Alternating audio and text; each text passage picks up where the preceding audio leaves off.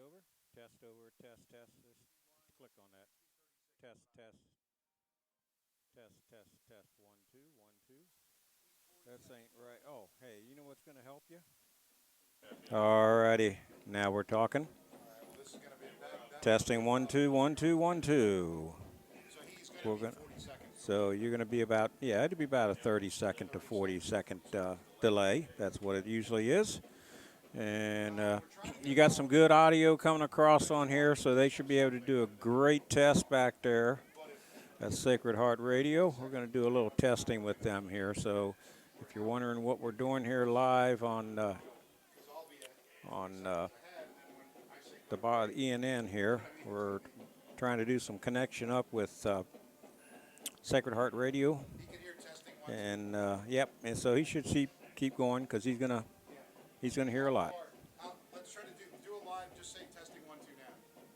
Yeah, it's not going to be a live. Testing 1 2 now.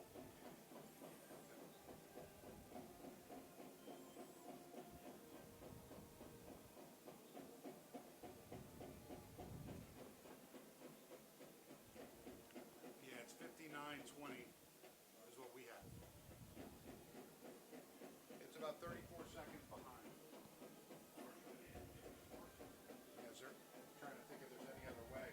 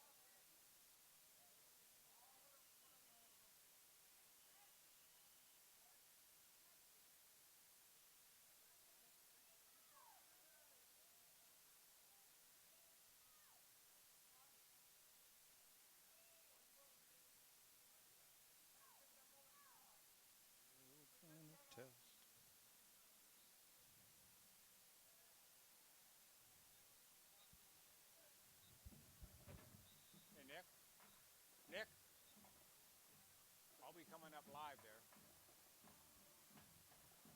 I should be live right now. Test, test.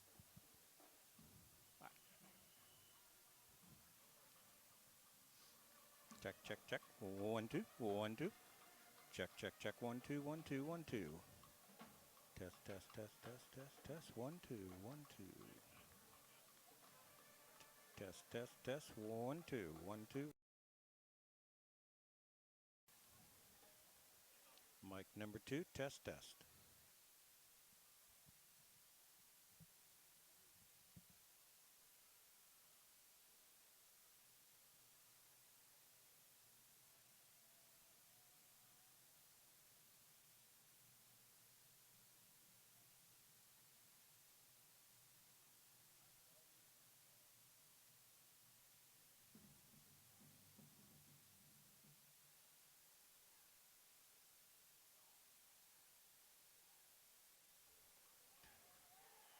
Test, test, test, test.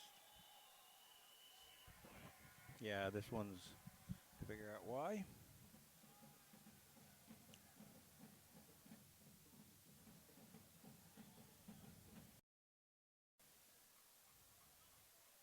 Test, test. 1, 2, 1, 2. Check. 1, 2, 3, 4. 1, 2. Check, check, check. 1, 2. Mic number 1. Check. 1, 2.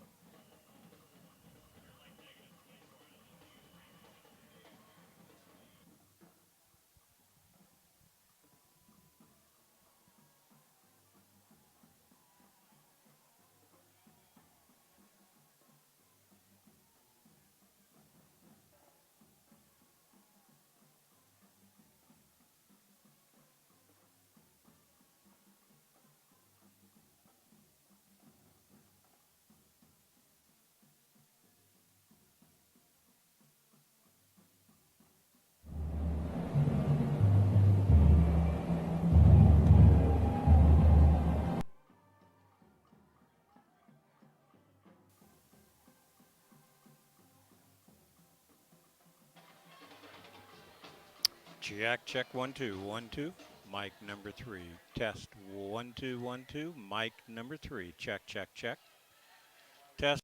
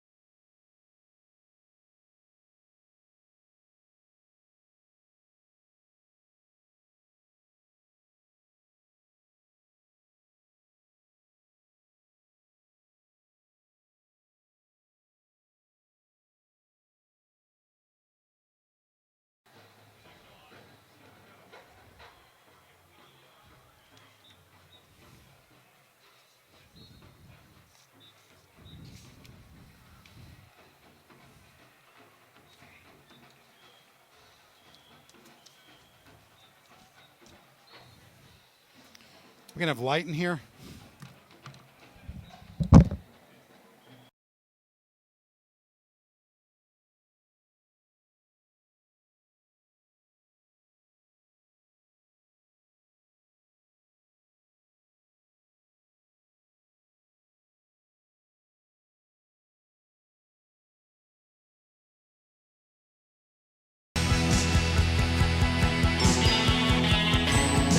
Panther Pigskin Preview. We are currently in week 6. Last week, the Panthers fell 22-17. Looking to bounce back this week against Moeller. Peyton, Cameron's not here again, so what do you think about the defense? What is that? Wait a second! Oh my gosh! It's Cameron James! Cameron James is back, everybody! Oh my gosh! Cameron! It feels amazing to be back. Absolutely amazing. We're glad to have you, man. I had some prior stuff to do on our last podcast, but we are back now, and we are here to stay. Wow. Okay. Should I go with the defensive side of the ball then? I guess not. Cameron, what do you think about the offensive side of the ball? Offensive side, we actually did look pretty good against St. X. You know, I'm not going to lie. I think one of the issues that we had was once they went into cover 3, which from film we saw that they were going to play man all week. Yeah. And when they went into cover 3, it just kind of completely blew us off. But we still made pretty good time out of it. You know what I mean? Our pass game was solid. Run game was also pretty solid. We scored in 2 plays. In 2 plays in the first quarter. Offensive line looked pretty good this week. But then looking forward to next week, we got some pretty big guys going up against. I checked Moeller's roster. Their whole O-line, or their whole D-line, sorry about that. Their whole D-line is probably upwards of 270, 275 pounds. Big dudes. Yeah, and then they have an outside linebacker. Name I don't know. Probably 6'6". Also lines up on the line. So if we had our hands full last week, which I wouldn't say we did too much, I think we handled it pretty well, but we're going to have our hands pretty full this week. Yeah, I thought our offense did a pretty good job of adjusting to that switch from man to cover 3 after the first drive. Yeah. Like you said, we had been preparing for man all week, which is why on that first drive when we scored in 2 plays, you saw us run those little eagle routes off an RPO, and a lot of people have been like, why did we stop running those plays? It's because they made an adjustment. Which shout out. Kudos to St. X. But I also think that's respect to our receivers. Maybe they can't guard us. Yeah. So, good job to St. X being able to make that adjustment. But I thought the Elder reacted to that very well. Peyton, what do you think about the defense side? Defensive side of the ball, I thought we played absolutely amazing. Coming into the game, that first drive down, we held them to 4th down, and then an unfortunate event of the roughing the punter. Which I must say, that should not have been a roughing the punter. No. Derek got thrown into the punter, which is a bad call. Yeah. And then we followed it up with turning over the downs on 4th downs, which really helped us put offense in good range. And then our next drive out there, Corey Selly with an interception looked absolutely amazing. We gave up some points. We have to work on that. There's no need why we should give up 20 points to one of our GCL rivals. I will not be naming their school after that week. I think when you guys got your 4th down conversion stops, we didn't exactly reciprocate that because we weren't able to exactly convert on 4th down. Yeah. But I think also, I didn't even mention this. We were down the goal line. There was 25 seconds on the clock. 20 maybe. seconds left. 20 seconds left on the clock. Our last play had just flopped, and then something we haven't practiced at all is like a quick PAT kind of thing. And even my dad, Coach James, he's mentioned before that when when my older brother used to do that in college, like they would mess that up like multiple times a week.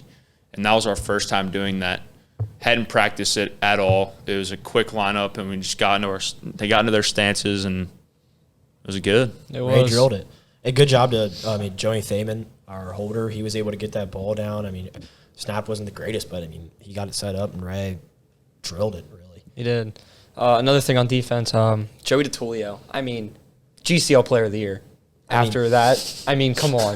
He has been absolutely outstanding this season. He's making a good campaign. Yes. Derek Uran also had a really good game at defense. Ben McPherson, as a sophomore, he looks really good as well. Defensive line looked great. Watching that film against that team on North Bend Road, Coach Roden said to forget about that loss. And I agree with him about, forgetting about the loss, but then I also disagree. I think don't forget how that feeling was, how you felt after we lost that game. Take that into this week and the rest of the season and just use that to just kill other teams. I think what they're trying to say with doing that is, don't take the emotion and stuff that you left on the field from that game with you, because that's going to affect how you play through the rest of the season. But if you take that feeling of how you felt when you lost with you, you'll be unstoppable. Yeah. Speaking of moving on in the season, this week we're taking on the Moeller Crusaders. Little Mo,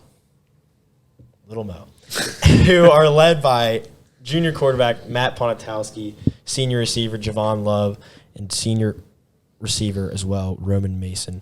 Peyton, who do they have on the defensive side? offensive side, I think you might want to ask.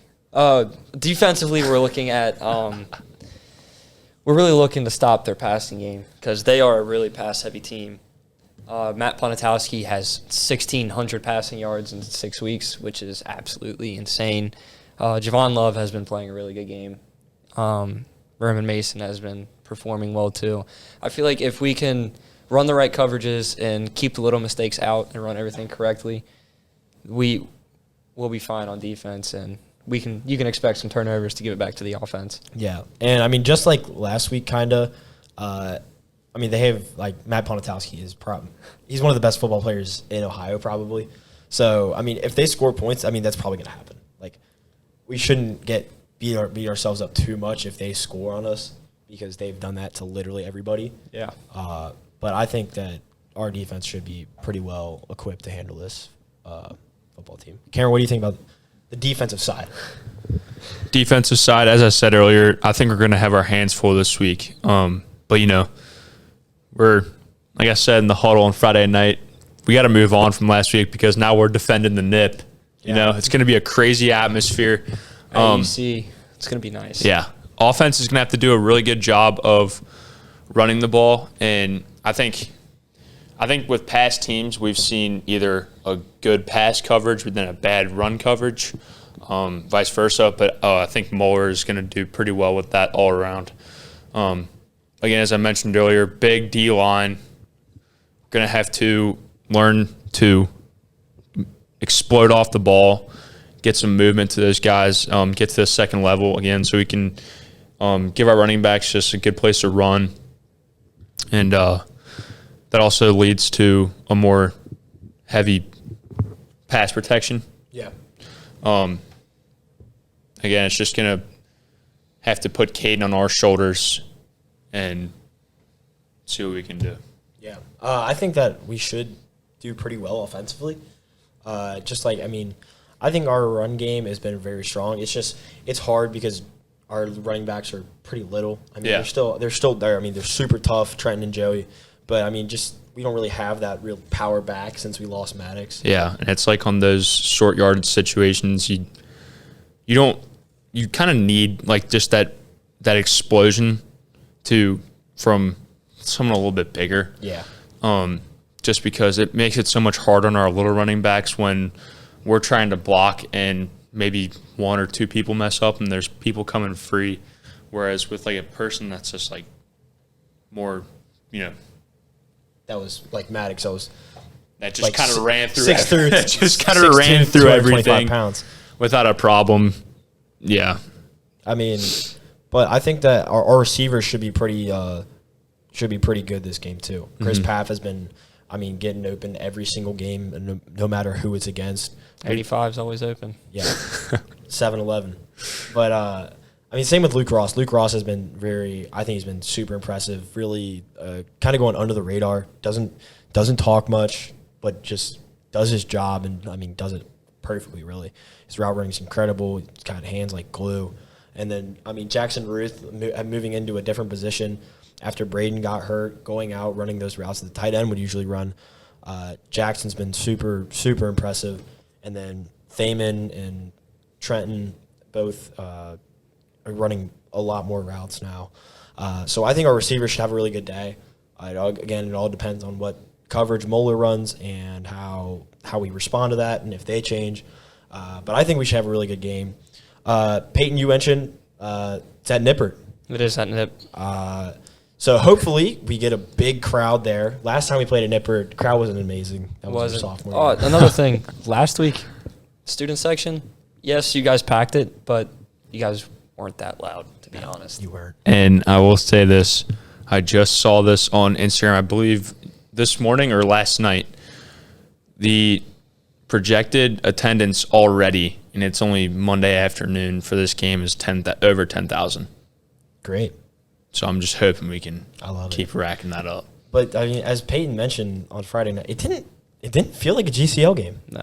I know the rain had a little bit of effect on that, but the rain stopped, guys. It stopped. Did. And the game weather was really perfect. I think it scared a lot of people away, in my opinion. Otherwise, that game would have been sold out. Yeah, but this week, the weather should be cleared by now. Yeah. Which means there's zero excuse for you not to be there. Be there. We'll see you there. All right? That's all we got. We will see you next week, week 7. Is that Riverdale? Yeah, Riverdale. Riverdale Baptist from Maryland. All right, signing off. I'm Sam Tucker. Peyton Watson. James. You got to pump it up, don't you know? Pump it up. You got to pump it up, don't you know? Pump it up. You got to pump.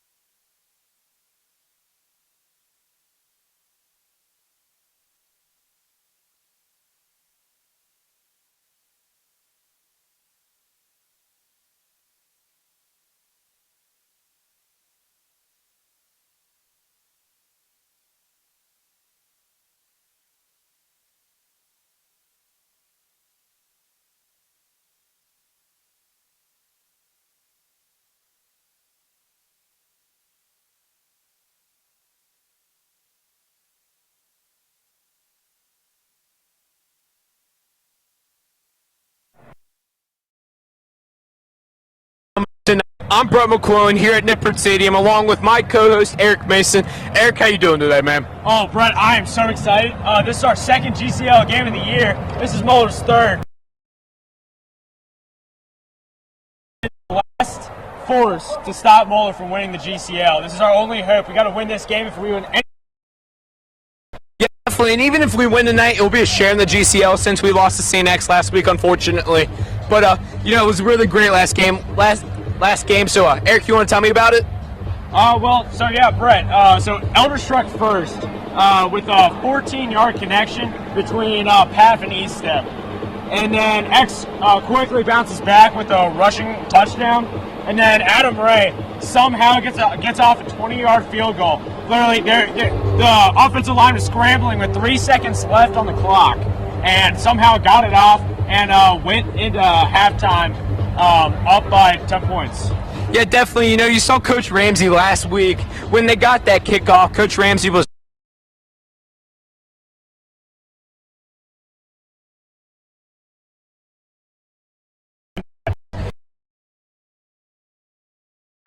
quickly scores with the rushing touchdown and then follows up with the safety for our ENN defensive play of the game, Joey DiTullio with a 74-yard pick six. It was crazy. The cheering session was going nuts. It was like a domino effect. Freshmen were on top of seniors at the pit. It was crazy. And then, then X eventually, at the end of the fourth quarter, eventually punches out the game with a 58-yard touchdown. Yeah, about that last play, as they had the 58-yard touchdown, was we had many missed tackles on that play. We hit him at the line of scrimmage, right before the first down line. I mean, we hit him probably 3 or 4 times, and he kept just bouncing off tackles. So that means something definitely that Coach Ramsey harped into practice this week is tackling,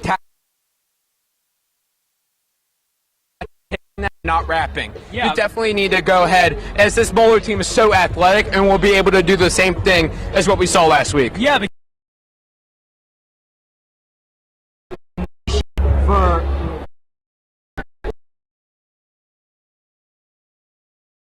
not going through your tackle.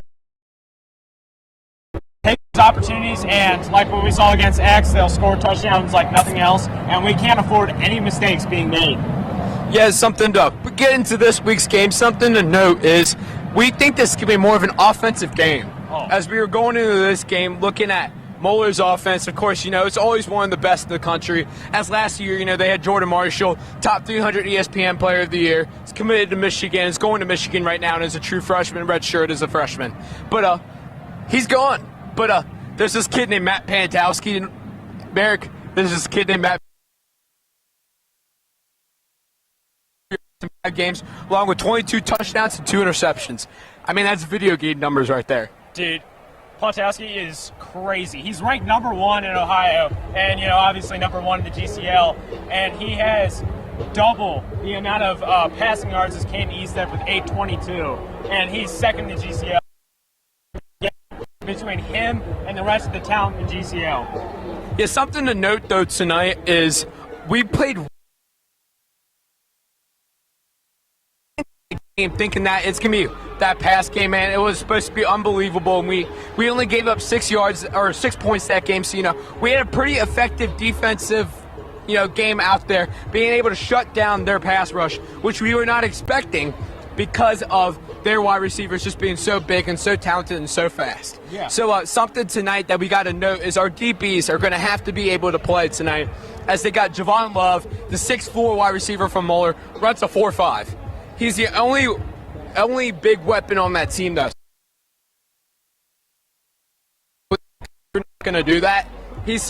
There's players like, Kobe Clapper and, Javon Love, you will never erase them completely from the game, but you can limit their effect. Yeah. And that's something the Panthers definitely are going to have to do tonight. Yeah, and the DBs for Elder this year have been solid. We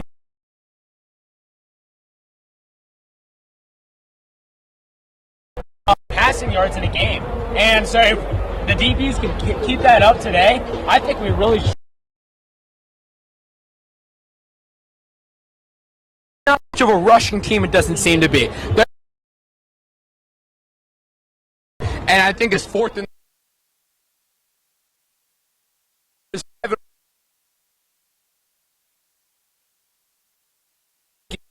was Matt Pantowski's worst game of the season.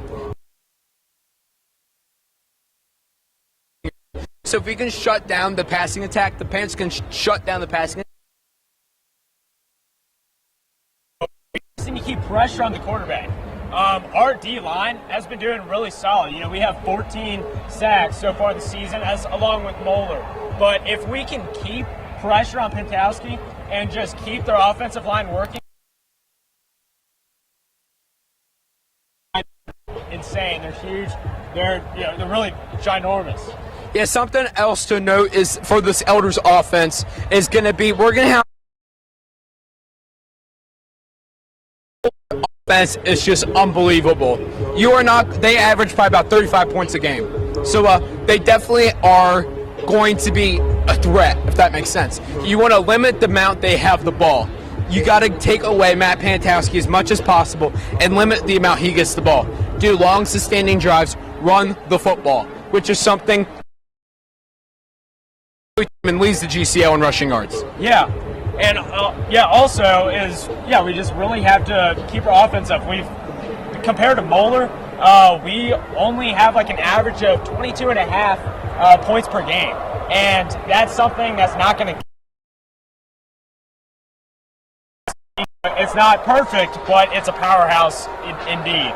And so we really just got to limit that, and it's pretty much just going to be who's going to score the most points at the end. It's not going to be very much of a defensive game. It's going to be. We saw this proven as when Moeller played St. X 2 weeks ago. It was 28-7 at the end of the first quarter for Moeller. The final score was 45-38. So St. X was able to come something that was very and we're able to limit chance to win the game. So it'll be interesting to see how Moeller's defense can respond. Turn it on at any moment. We might be going up and they can come back very quickly. Pontowski can turn the lights on with Folger as his number one weapon. And we just got to limit that and try to stop him. Yeah, definitely. Something else, we need to note towards this game is record. Moeller's 5-1 on this year, and we're 4-2. The past 2 years, Moeller has blown us out of the water. 2 years ago, we lost 42-7. The Panthers team is going to come into this game with a little bit of an edge on them. They're not going to want to come into this game and sit down and say, you can have it. They're not coming in this game without having a fight. They're coming in there fighting. And you're going to see as we're definitely going to have an edge towards this game for tonight. Yeah, because I was talking to some of the guys in my class who play on the football team. They said that they feel better about this game than they do compared when they played X, because now they got that edge on them, they got a chip on their shoulder, and they're ready to fight. Yeah.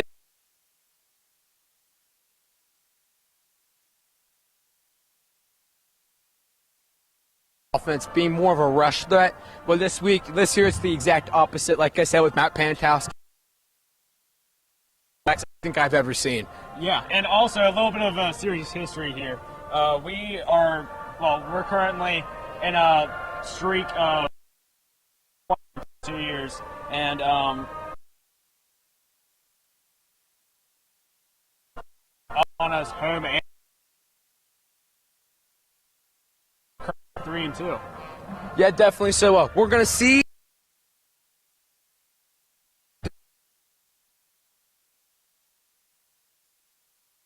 Definitely going to come in tonight with an edge on them as well, so they can win their third straight GCL title. Yeah. But that's all we got for you guys today. We'll see you at halftime. I'm Brett McCoy alongside here with Eric Mason. Peace out, ladies and gentlemen. Go Panthers. Yeah, I can't hear you, though. That's the key.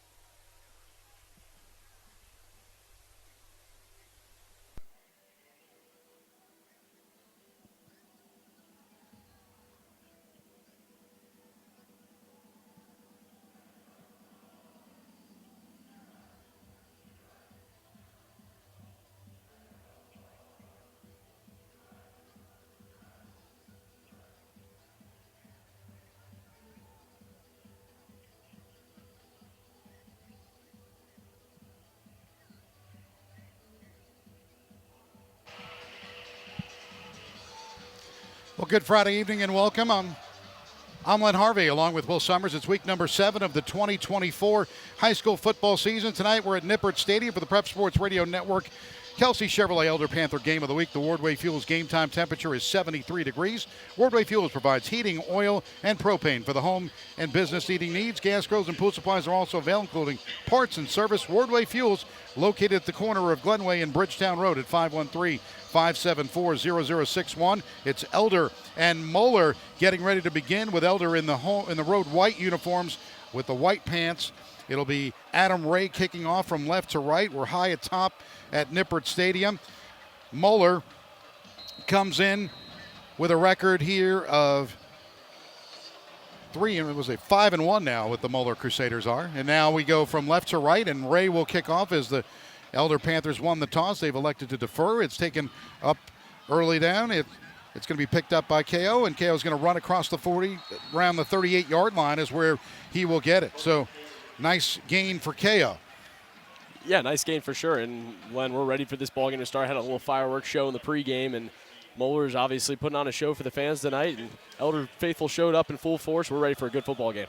So the quarterback, Matt Ponitowski, is certainly going to give us everything he has. He has a 67% completion percentage. He's thrown 22 touchdowns to just 2 interceptions.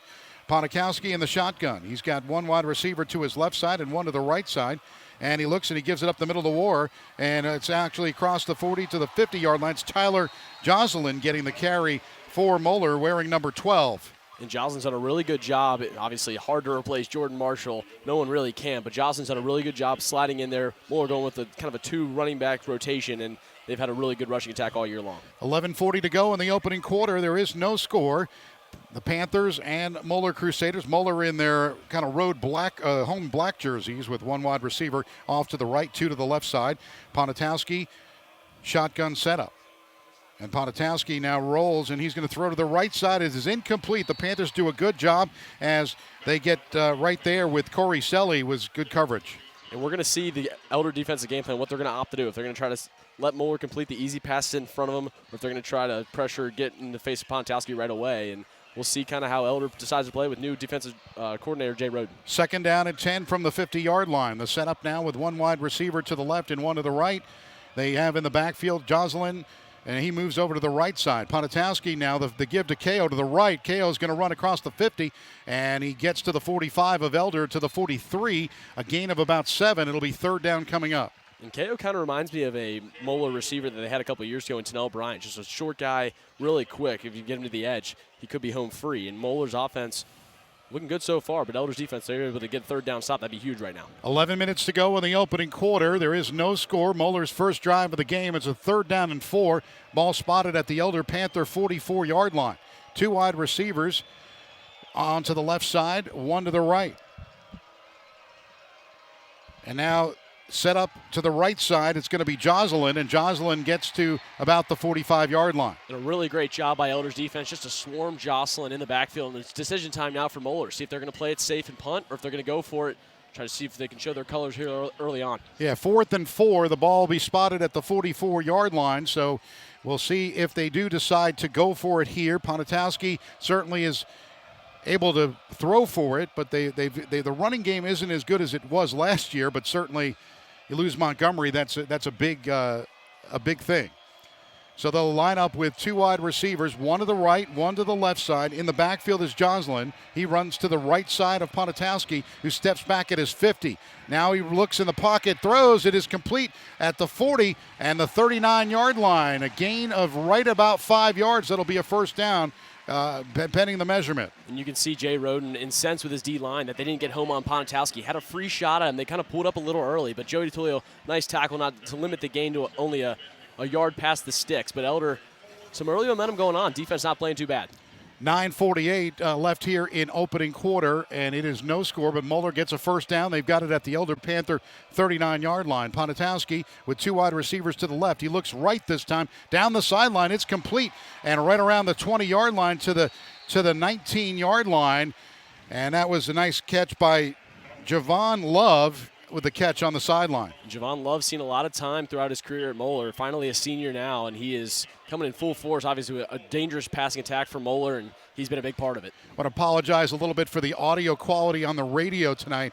We had some issues with our device that we normally bring the games to you, and tonight we are just getting over the old school phone line, so hopefully it doesn't sound too bad. But a 1st and 10 at the 19-yard line, 9 minutes and 10 seconds left in the first. And now the fake and the go. Jocelyn across the 10 to the 5, and he's down to the 2-yard line. A gain of 17 and a first down for the Crusaders. And that was a really nice counter play by Moeller right there. Had the whole offense going one way, cut back with Jocelyn to the right, and Elder's defense, bend don't break defense, breaking a lot right now. First down and goal now for the Moeller Crusaders. First and goal. The ball will be spotted at the 2-yard line.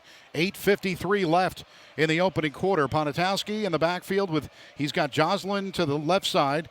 He's got 2 wide receivers. They look to the sidelines for some instruction.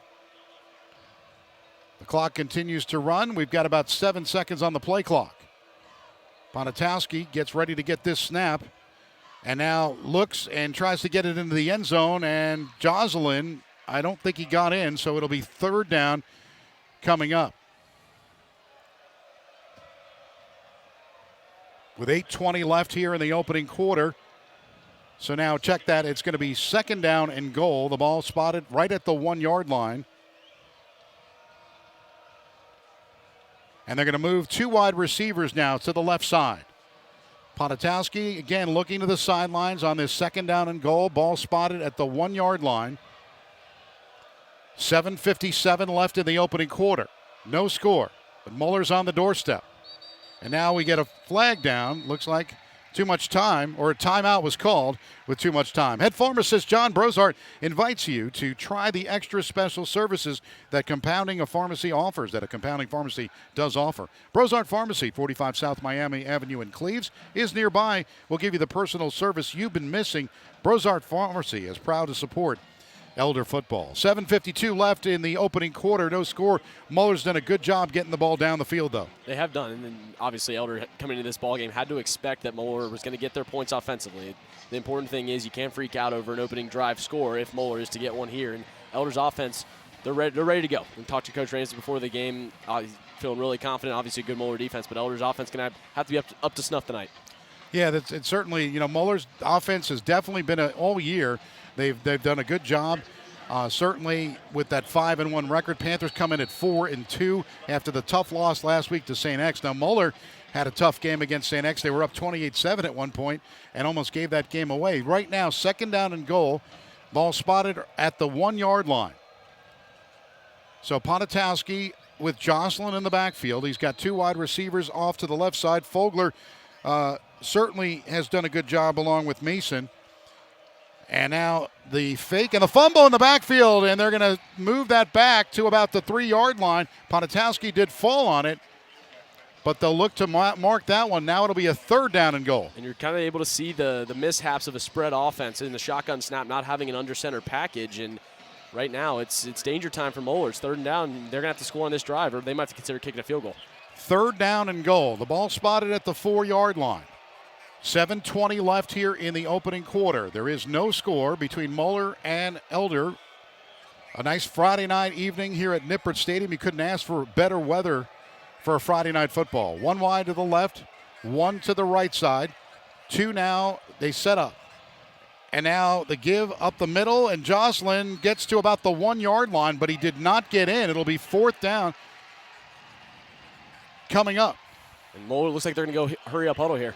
Hurry up huddle. They're trying to get it in. Ponitowski calling the play, moving the receivers to the right side. Now he's got Jocelyn in the backfield. Ponitowski, the pitch to the right. Jocelyn gets into the end zone this time for the touchdown. Moeller leads it 6-0, pending the extra point. Well, that was a really interesting drive, obviously, for Moeller as it came down to the final play, and there was really no hesitation from the Moeller staff. They were going to go for it and ended up working in their favor right there. And Elder's defense, not too bad on the first drive. Some big plays led to the Moeller score, but Elder's offense going to have to get to work. So Jocelyn gets the 6 points for the Moeller Crusaders on that 1-yard touchdown run. Moeller now will set up to kick this one. The extra point is up with the left foot the right foot rather, and it is up, and it is good. So with 6:44 remaining in quarter number 1, we'll take a timeout. You're listening to the Prep Sports Radio Network. How's the sound? It does? Oh, it sounds awful.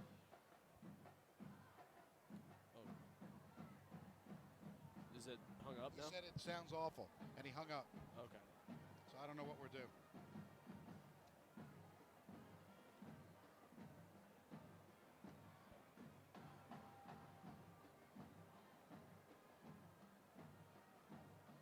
I guess we'll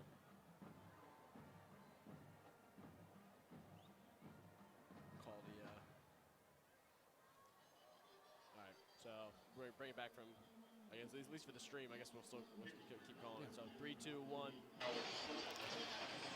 Well, the Panthers will set up here, getting the football after a 1-yard touchdown run by Jocelyn after an 11-play, 63-yard drive. Kelsey Chevrolet, your Westside full-service Chevy dealership and proud supporter of Elder Sports on the radio. Now at Kelsey Chevrolet, lifetime powertrain protection, and we'll get back to that in a second. As Sandus will get it at the 5. He crosses the 10 to the 20. And he's out to about the 22-yard line where he will get it. And again, Kelsey Chevrolet is your Westside full-service Chevy dealership, proud supporter of Elder Sports on the radio. Now at Kelsey Chevrolet, lifetime powertrain protection. See Walt Kelsey or Paul Cluxton at Kelsey Chevrolet, Route 50 in Lawrenceburg, or at kelseychev.com. 6:39 remaining in the opening quarter. The Panthers trail 7-0. Moeller with that big drive, 11-play, 63-yard drive with Tyler Jocelyn with that 1-yard touchdown run. It took 5 minutes and 16 seconds off the clock. And Caden Eastep, we mentioned, going to have to get to work. Obviously, sophomore in this environment can be a little daunting, but I think he's up to snuff. So the Panthers with Eastep now. Eastep will step back at around his 15-yard line in the shotgun. We've got 3 wide receivers to the left side for the Panthers. And now looking, Eastep rolls to his left and throws over to Thaman. Thaman gets across the 22-yard line, but not much more. A gain of 2 on first down for Joey Thaman. And we were able to see Moeller bring a big blitz on first down right there, and you expect a lot of that tonight. They're going to try to pressure the young quarterback, try to make him force some mistakes out of him, and see if Caden Eastep has enough composure to handle it. 6:15 remaining in the opening quarter. 7-0 Moeller on top over Elder. Elder going from left to right of your radio dial. They'll set up going with 1 wide receiver now to the left side and 1 to the right. Eastep shotgun setup. He's back at his 16-yard line on this 2nd down and 8 at the 22. Now he gets sacked back at the 15-yard line. Didn't even see it coming. Great job by number 10. It was Jonah Hayes on the tackle. And Jonah Hayes committed to the University of Virginia. He'll be a really good D1 football player, and you see it right there, just coming off the edge unblocked, and he just came in like a heat-seeking missile against Caden Eastep. 3rd down and 15. Now the ball spotted at the 15-yard line for the Panthers, so they've got to do something here. Eastep with that sack back at the 15-yard line. 5 minutes and 25 seconds remaining in the quarter. 7-0 Moeller on top of Elder. And now we'll set up here. Panthers get out of the huddle. Eastep will set up. He's got 2 wide receivers. Now we're going to get a flag, and I believe that's delay a game on the Panthers. That'll bring it back even 5 yards further. Well, not ideal at all, and let's see what Elder decides to do. If they'll just punt on this drive, try to just run the ball up the middle, get as many yards as you can, give your punter some more space. Yeah, Panthers not setting up their first drive very well. Moeller went down the field on an 11-play drive over 5 minutes off the clock. And with 5 minutes and 9 seconds left, the Panthers now have a 3rd and 20. Ball spotted back at the 10-yard line. They set up now. 1 wide to the left, 1 to the right. The give to Thaman. Thaman crosses the 10 to about the 13-yard line. And a gain of about 3. It'll be 4th down and 17 coming up. And that's really all you can do if you're Elder in that situation. Try to force the ball down the field with a throw. It could lead to an interception and a really dangerous spot for Elder. So I think the right move right there is to run it and just cut your losses and give the ball back to Moeller. So Adam Ray will look to go with KO back at the 50-yard line, right at the UC logo here, the Bearcat logo. And Ray will punt it. It's about right at the 48-yard line. And KO goes to the left. He's got speed to the 40, 35, 30, 25. There's a flag down right back around the 35-yard line. So I think we might be getting this to come back. Yeah, it looked like an illegal crackback block on Moeller. Should be a personal foul. Should be a sizable penalty on what was going to be a really good punt return anyway. Kind of just a mishap by Moeller special teams unit, but Elder on the good end of it. All day on the job, comfort starts with quality Red Wing footwear, and equally as important is getting the perfect fit. Red Wing Shoe Stores offers the ultimate fit experience using advanced computer scanners that take a 3D image of your feet to calculate your perfect fit. Find great footwear and the ultimate fit at Red Wing Shoes in Florence and in Western Hills. 4:30 to go in this opening quarter. It's Moeller with a 7-0 lead over the Elder Panthers. It'll be another punt. They've got, unfortunately, looks like KO is down on the left sideline. KO's down. That's going to be a big loss for Moeller if he's not unable to go. But we kind of talked about the penalty right there for Moeller, and just not a wise decision at all by Moeller special teams unit. As really what you want to employ there is kind of what's called a scrape the paint technique, as if you're a gunner on the special teams return unit. And really all you want to do is just get as little piece as possible as Corey Selly, but you got the full pie and you get the penalty. Exactly. With 4:30 to go, we'll take a quick timeout. We'll take a timeout on the Prep Sports Radio Network.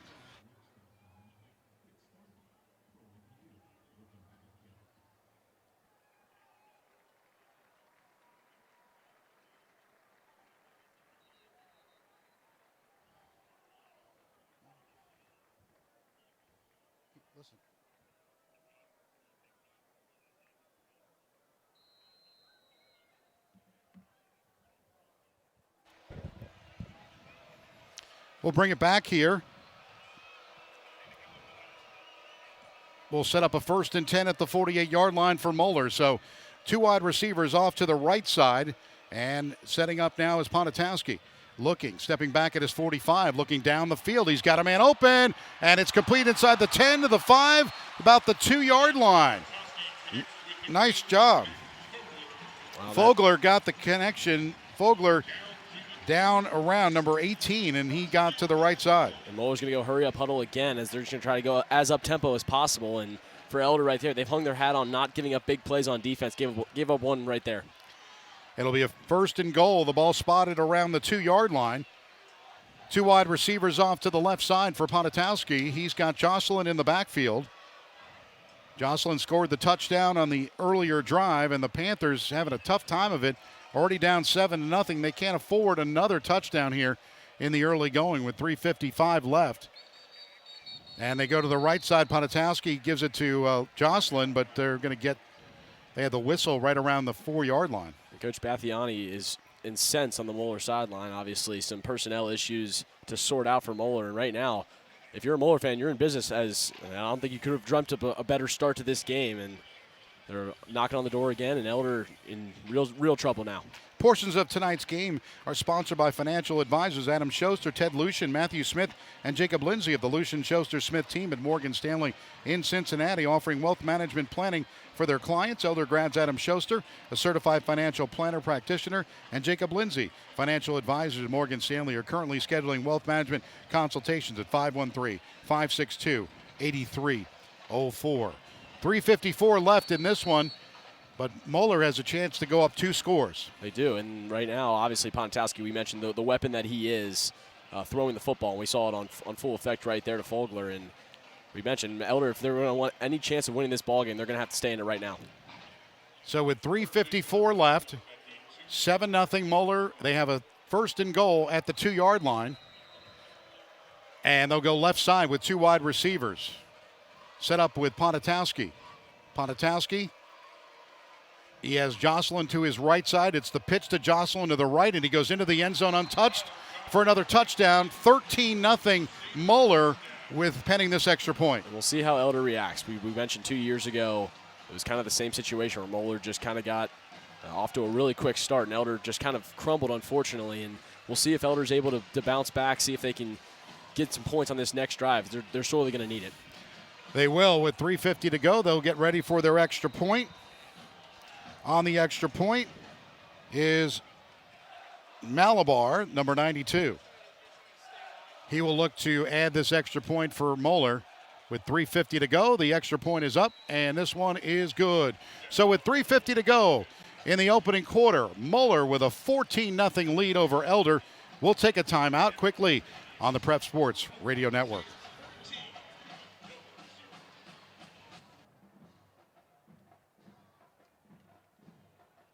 So are we even broadcasting on this? No idea.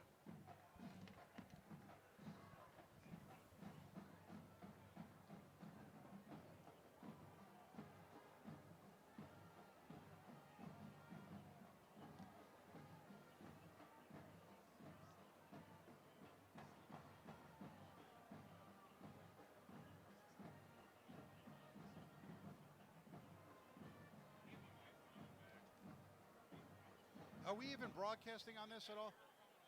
Oh.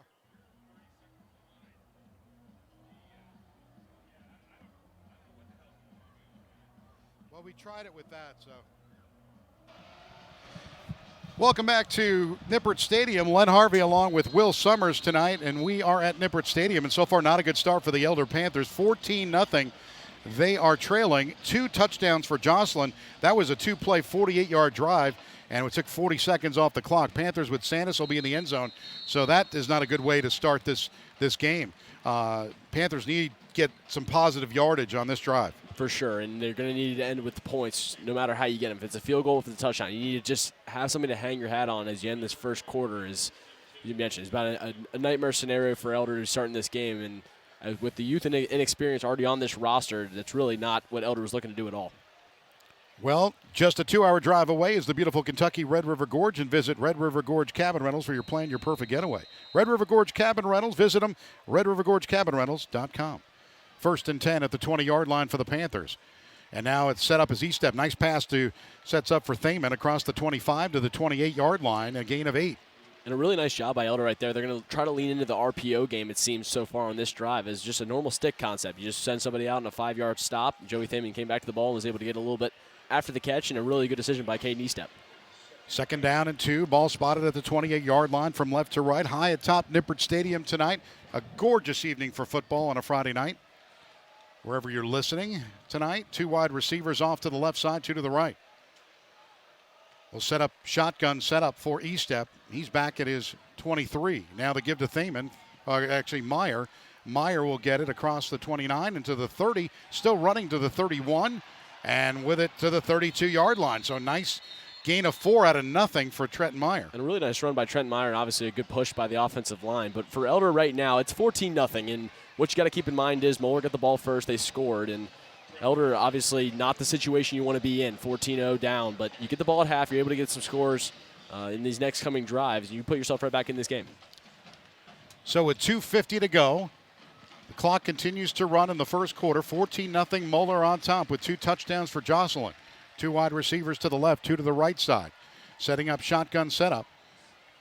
And now E-step steps back at his 25, throws it to the right, and it's Paff, and it's incomplete. It was just overthrown to the right hand of Paff. You really don't see that a lot out of Caden E-step, just a miss on a kind of a normal out route that Elder runs a lot in their concepts, and Caden E-step just not really on time and on target with that one, and Chris Paff, as sure-handed as he is, couldn't pull that one in. So it'll be a 2nd down and 10. The ball spotted at the 32-yard line, their own 32, down 14-0. Play clock is at 15 seconds. Nice to see the play clock. We don't usually see that in where we are. And now high atop Nippert, we can see it. 1 wide receiver to the left. 1, make that 2 now to the right side. E-step, shotgun setup, steps back at around the 25. Now rolls to the left, and it's almost intercepted. Let's see. Did the Panthers wind up getting it? They might have. That was an interesting play. The ball got tipped at the line, and that was Moeller getting the tip at the line, and that was off to the left side. So looks like it's going to be Panther football still, but it'll be 3rd down and 10 at the 32. And big 97, Christian Harris made a really nice play. Didn't bite on the screen. Elder tried a little throwback screen to Joey Thaman, and best case scenario, Joey Thaman didn't catch that ball, because it would have been a 2-yard loss. But again, we see ourselves in a 3rd down and long situation, and Elder's going to have to convert. 3rd and 10 from the 32. Now 3 wide receivers to the left, 1 to the right. Empty backfield for E-step. Needing to convert on this 3rd and 10 at the 32. He steps, he's got time, he throws it down, and the ball just got away from him, overthrown to Joey Thaman. and it was Murphy on the defensive, but that ball wasn't even close. And you're able to see kind of the pressure that Moeller's putting on ESTEP right now, not handling the pressure all too well, and that was kind of the concern coming in. We mentioned how inexperienced ESTEP is. As good as he's been this year, he hasn't really faced a defense like this so far, and Moeller's posing a lot of threats to him right now. 4th and 10 from the 32, and Ray will punt this one away.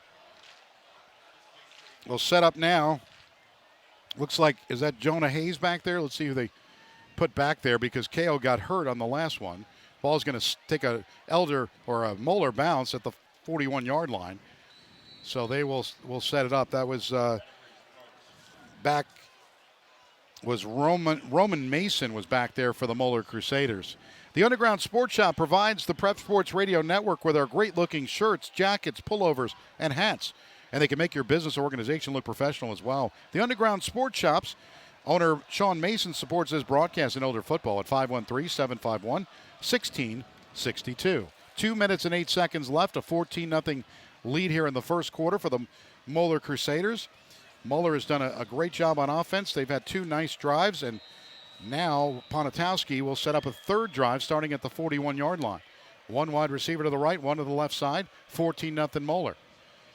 And the give up the middle, it's Jocelyn. He goes into the 50 to the Elder territory right around the 46-yard line. Nice gain there. And it's concerning. Obviously, we mentioned past couple weeks how good Elder's run defense has been, and they're just not really up to the task so far tonight. And with Jordan Marshall's departure, you figured Elder's run defense, especially against these Crusaders, would improve, but that's not the case so far. Jovan Love off to the right side for Moeller. They set up with 2 wide receivers now to the left side, including Roman Mason. And Matthew Fogler caught the pass on the right side earlier. Fogler came in with some good stats of his own. They go in motion with Mason. Mason goes to the right side, and now the give is to Jocelyn again. Jocelyn's going to be tackled in the backfield.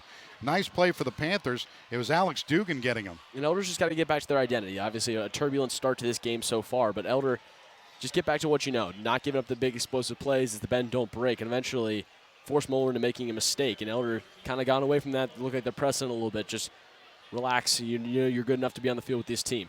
2nd down and 13. The ball at the 49-yard line of Elder, right at the Bearcat logo here at midfield. 1 wide, make that 2 to the left. They go in motion with Mason. And now the fake to Mason. It looks like Ponitowski. We're going to get a flag down off to the right. I think this one is going to be an illegal formation. We'll see if it goes on the Moeller Crusaders. Well, it looked like the snap was a little delayed as Ponitowski threw the ball into the ground pretty angry at himself, angry at the offensive line as well, as they didn't get the snap back in time. And they went in motion, and Tyler Jocelyn moved before the snap came back, and easy false start call for the official.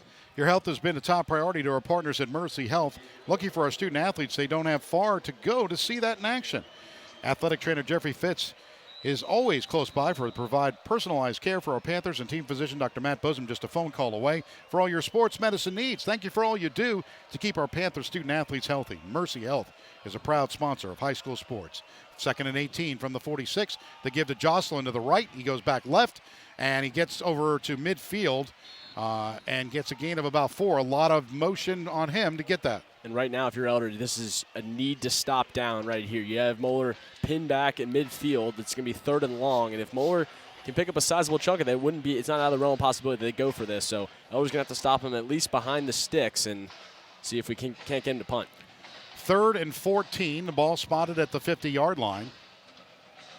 We've got down to 5 seconds, and this will probably end the first quarter of play here at Nippert Stadium. A good quarter for the Moeller Crusaders. They lead at 14-0. So with the score at the end of 1 quarter of play, it's Moeller 14, Elder nothing. We'll take a timeout on the Prep Sports Radio Network.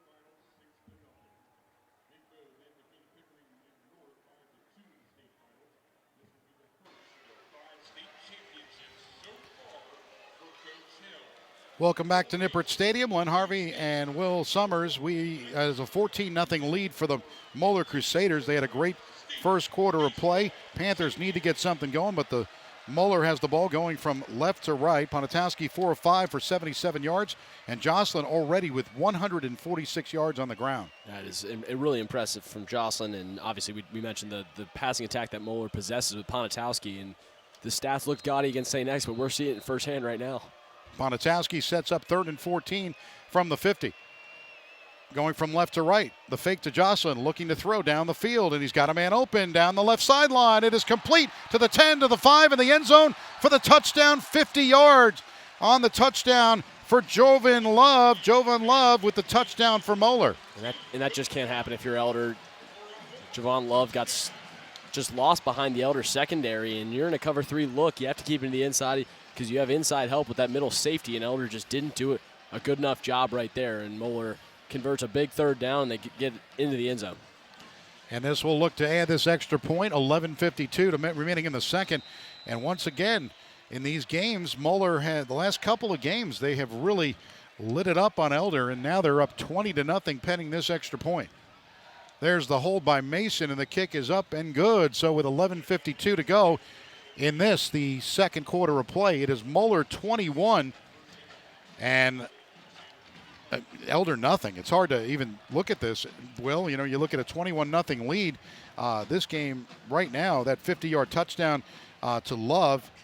You know, you look at it, 2 touchdowns for Jocelyn, 1 for Love, 50-yard pass. That was a 4-play, 59-yard drive.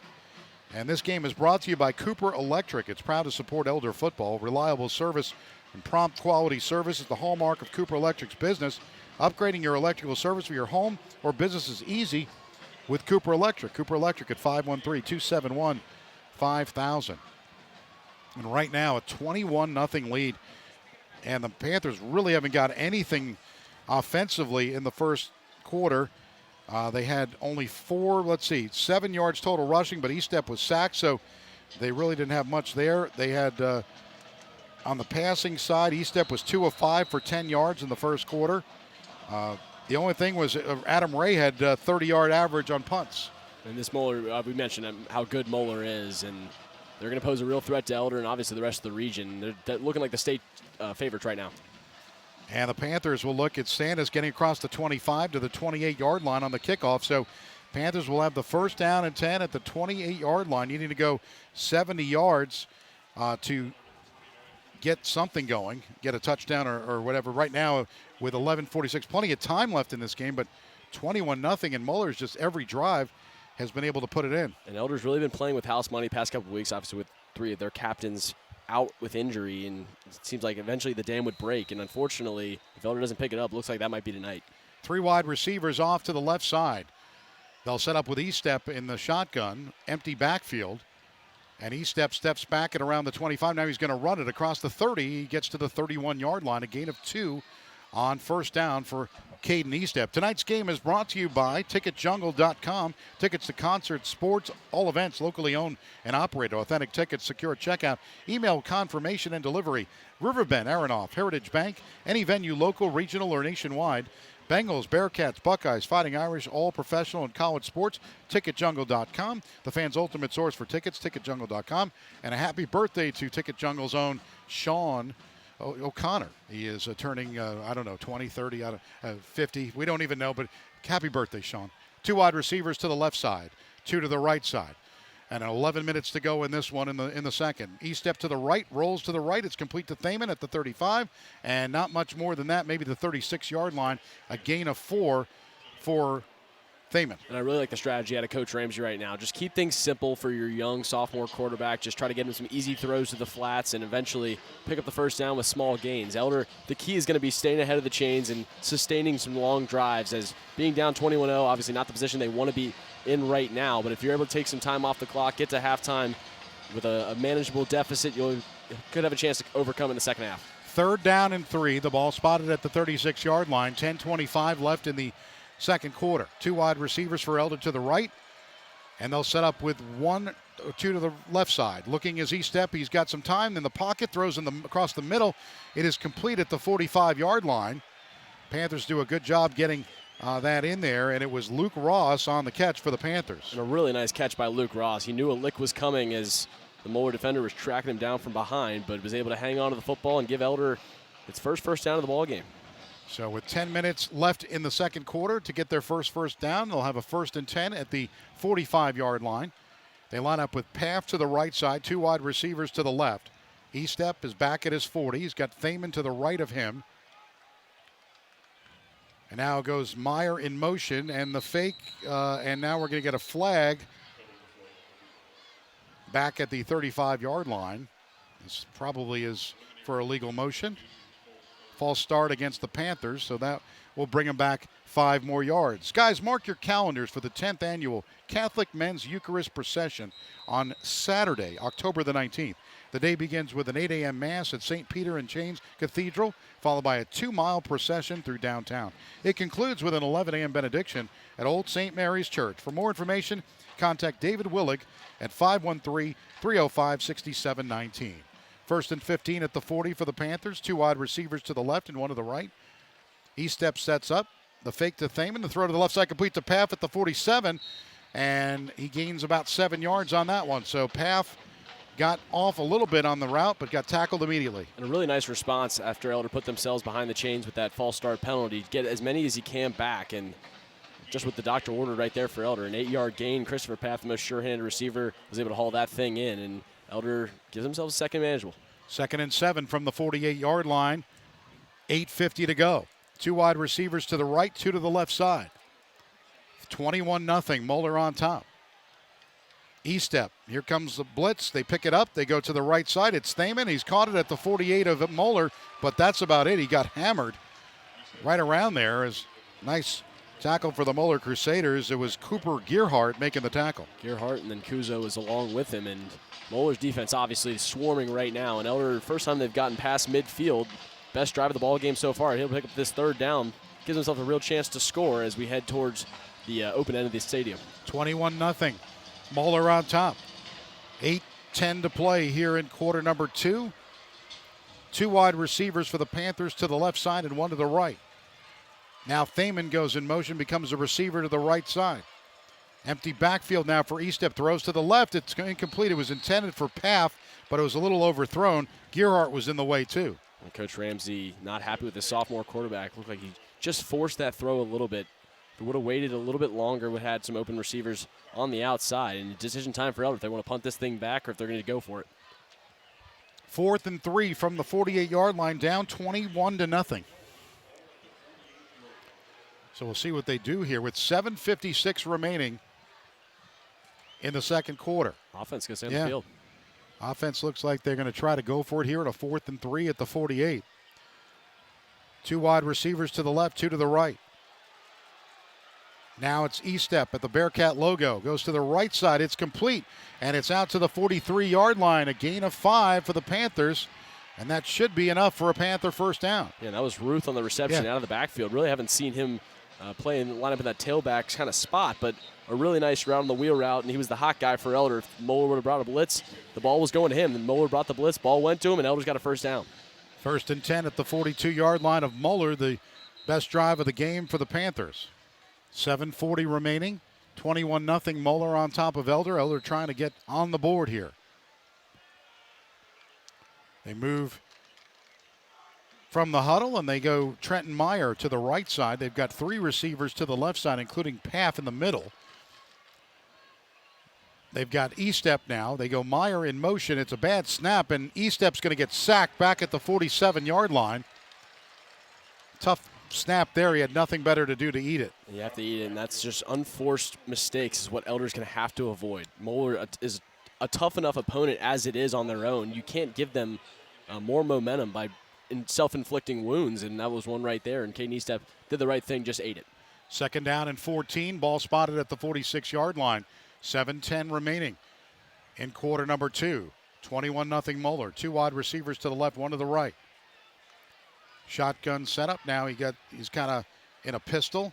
Goes to the right, and it's Trenton Meyer now as a wide receiver. Now they move to the right side. Now looking. The throw. It is incomplete. It was knocked over.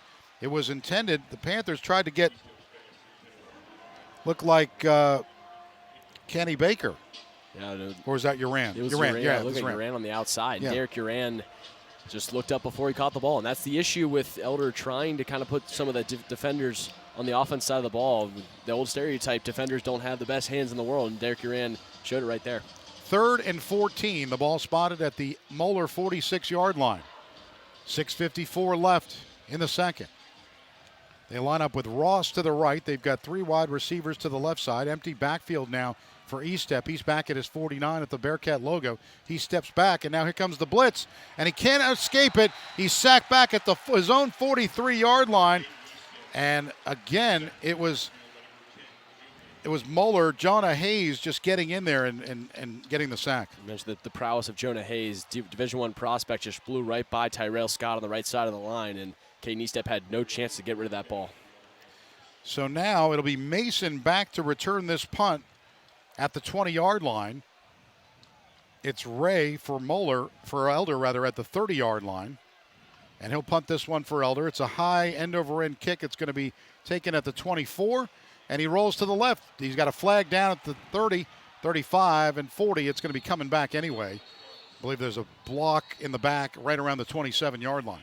And Moeller's sideline not happy with the call, but I thought it was, again, pretty obvious. Crackback block situation, block in the back, whatever you want to call it. And Elder's going to be the beneficiary of another penalty against Moeller. And Moeller special teams, really the only thing not clicking on all cylinders for Moeller tonight. The Farm in Delhi is the perfect place for your reception. With food so delicious, your guests will love it. Private parties, celebration of life gatherings, sports banquets, to business meetings, the Farm can host it. Contact owner Dan Elsesser at 922-7020 or check them out on the web at theplacetoparty.com. 6:09 to go here in the second quarter. 21-0 Moeller over Elder. It looked a little promising. Well, that the Panthers were able to get a little bit of a drive going into Moeller territory, but then it stalled quickly. Well, that's been the story of the ball game. First defensive drive for Elder looked good, and just unfortunately Moeller's talent overtook him. And on that one, Caden Estep had the Panthers rolling for a while, but a self-inflicted wound, bad snap, set Elder back. They weren't able to recover. Ponitowski, the quarterback for, or they set back with Dante Ware, I believe, in the backfield there. Tough to see from up here, but they changed it up a little bit. Now setting up with a 1st and 10 at the 17-yard line. One wide receiver to the left side. Now the give to the left and across the 20 to the 25-yard line. And that was Graham Coates. Coates, rather. It's Graco Coach getting the carry, wearing number 32, not in the original lineup. We talked about the difference between zone and power run. Moeller opted to go zone right there, and they had a ton of success with that 2 years ago in this same stadium with Jordan Marshall, and it looks like it doesn't matter who the back is for Moeller, they're going to have a lot of success on the ground. 2nd and 1 from the 26-yard line. Coach in the backfield. And now Coach gets the carry again across the 25, spins to the right, still trying, and he gets back there, and we got a flag down. I believe it's going to be holding on Moeller. It's going to get moved back. So a 2nd and 1 going to turn into a 2nd and 11. Yeah, it's going to be a hole, and one of the Hutchinson twins just got dragged down by that Moeller offensive front, and Elder did a good job rallying to the ball carrier right there, and sets Moeller back, see if they can't get 2 good downs in a row and give themselves a chance to get off the field. When it comes to your heating and cooling system, you seldom think about it until there's a problem. And if there is, that's when you need to contact Schmidt Heating and Air, which is celebrating 70 years of service. From basic major maintenance to major repairs, contact Schmidt Heating and Air at 513-6900. Regardless if it's the dog days of summer or visit by a polar vortex, give them a call, 531-6900. Schmidt Heating and Air. 2nd and 11 from the 16. 2 wide receivers to the left for Moeller. The give to Coach up the middle. Coach across the 20, 25. He's out to the 30, wide to the right to the 37-yard line. A gain of 21 yards off to the right. It just feels like when Moeller gets set back, it just doesn't matter. They're just able to bounce back, and it's like Panther Eli Roden on the ground. He looks like he's in some serious pain on the near sideline. 1st and 10 at the 37 when we return. The real estate market can be frustrating and confusing, but having a Caldwell Banker professional guiding you every step of the way can make it easier. Contact Caldwell Banker at cbhomes.com, or you can call them at 922-9400. And during the games, we'll have scoring updates on the Caldwell Banker scoreboard update. Right now, it's 21-0 Moeller on top of Elder here, and Moeller continues to move the football well. This is not the start that the Panthers wanted. Not at all. And good news is, looks like Eli Roden's back up to his feet quickly. He's going to hopefully just get the wind knocked out of him. But Len, you're right. Obviously not the start Elder wanted at all. 21-0 and in danger of Moeller marching down the field once again. And doesn't really feel the same as 2 years ago when Elder kind of was in the same situation as Elder. The 3 straight fumbles on 2 kickoffs and then a strip sack put Elder in a bad spot. Elder's just getting beat right now. Yeah. This shows how good this Moeller squad is. And they're deep at every position, it seems, especially at running back. And, they've been able to, they unfortunately, they lost, early on. They lost Mayo, who's definitely one of their better players, who's on the bench right now. But 2 wide receivers to the left, 2 to the right. They go in motion with McClutchin. And now setting up is Ponatowski. He's back at his 30 to throw it across the middle, complete. And it's out to the Elder 44-yard line. And it was Fogler with the catch. Well, that's how Moeller beat St. X a couple weeks ago in North Bend. It was just the deep balls. And X went. That's how X got back into the game. They switched from a man defense back into his zone. They were able to contain Moeller's passing attack. And right now, Elder's in that zone to try to take away the deep plays, but Moeller's still completing them. 21-0. Moeller on top of Elder. 4:52 left here in quarter number 2. Tonight's game is brought to you by Holding Realtors. They're proud to bring you Elder Panther football. The next time you're selling your home or looking for a new one, call one of these Elder grads and Holding team members: Brian Baisley, Steve Florian, Rick Holding, Tim Obermeyer, Doug Rolfus, Mike Rolfus, or Mike Wright. Call Holding Realtors for all of your real estate needs. And that's 451-4800, or visit them on the web at hoeting.com. Just a tough game tonight for the Elder Panthers. They came in at 4-2 and, had high hopes for the season so far. But, again, a loss here isn't devastating if that does happen, because they're going to make the playoffs. Yeah, they will, and they're going to get some reinforcements back in George Gaduli for this defense. But Elder, they want any chance of succeeding down the line, they're going to have to figure out a way to stop Moeller. 1st and 10 at the 44 for the Crusaders. 1 wide to the left, 1 to the right. Ponatowski's got plenty of time, throws it down the right sideline. He's looking, and it's incomplete. It was intended for Love on the right sideline, and incomplete for Jovan Love. You're able to see Moeller targeting Corey Selly right now. Did a good job playing the ball right there, but he was the one that got beat deep on the far sideline early in the ball game. And Matt Ponatowski really just picking apart this Elder defense and taking as many shots as he wants.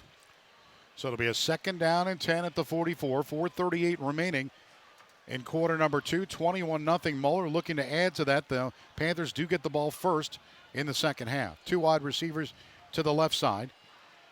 They end up with Jocelyn in the backfield. Now the look to the left side, and now it's complete across the 40 to the 35, and now out to about the 33-yard line. And Maddox Nelson with the reception for Moeller. And Elder's a poor job of tackling right there. He really didn't even have enough guys out there, as Cooper Sandus was the last line of defense for Elder, and just Moeller's game plan throwing a wrench in everything Elder's trying to do defensively. 4:16 remaining. Clock continues to run. Here in quarter number 2, 21-0 Moeller. They have the ball at the Elder 34-yard line. It's a 1st and 10. 2 wide to the left, 2 to the right. Ponatowski looks over at the left side, and now they go in motion with the tight end Hamilton. And now looking left and throwing left. It is complete inside the 25 to the 20 to the 19-yard line. Moeller gets a 15-yard gain on the play. And that's going to be really dangerous if Moeller decides to start going with the short, quick stop passes on the outside. Elder's defenders bailing out in zone defense, trying to prevent the deep play, and Moeller will take that all day if that's what Elder's going to give him. And Love is always open, it seems. He is. 1st and 10 at the 19-yard line. Love lines up wide to the left. They go inside, setting up with 2 wide receivers off to the right side with a 1st and 10 at the 19-yard line. Ponatowski gets the snap, looking, he's got time, now steps up in the pocket, throws, it's complete to the right side, and Mason gets to the 15-yard line, but there's a flag down at around the 9-yard line. I don't know what this is going to be, if it's pass interference on the Panthers. And I don't know what the call or could be a hold down there. How late the call was. I didn't see Elder do anything defensively that would draw it, and it looks like it might be a legal man downfield.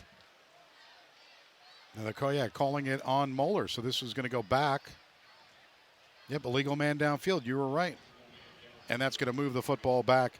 Portions of tonight's Elder Game are sponsored by financial advisors Adam Schuster, Ted Lucian, Matthew Smith, and Jacob Lindsay of the Lucian Schuster Smith team at Morgan Stanley in Cincinnati, offering wealth management planning for their clients.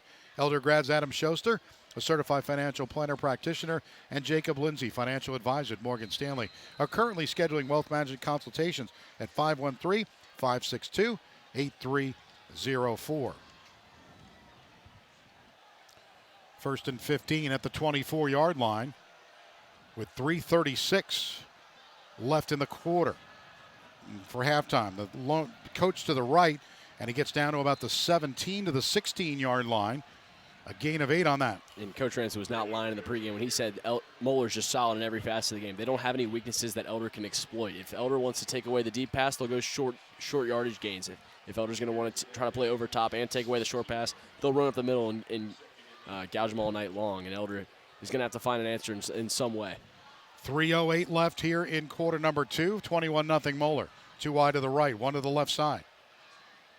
Podotowski throws. It's complete inside the 10 to the 5, and Love down to about the 3-yard line. There's just no answer. I mean, really, Elder isn't capable of doing anything to stop just how high-powered this offense. And Len, I haven't seen, obviously, I'm only 20 years old. I haven't seen a ton of high school football, but this is one of, if not the best high school football team I've seen. Yeah, this is a great offensive display. The passing ability by Podotowski and coupled with the run and the offensive line, they certainly have got depth at every position. 2 wide to the right. They go coach in motion, but they're going to go to the sideline with 2:35 left here in the quarter. Right before halftime, 21-0, looking to add to it.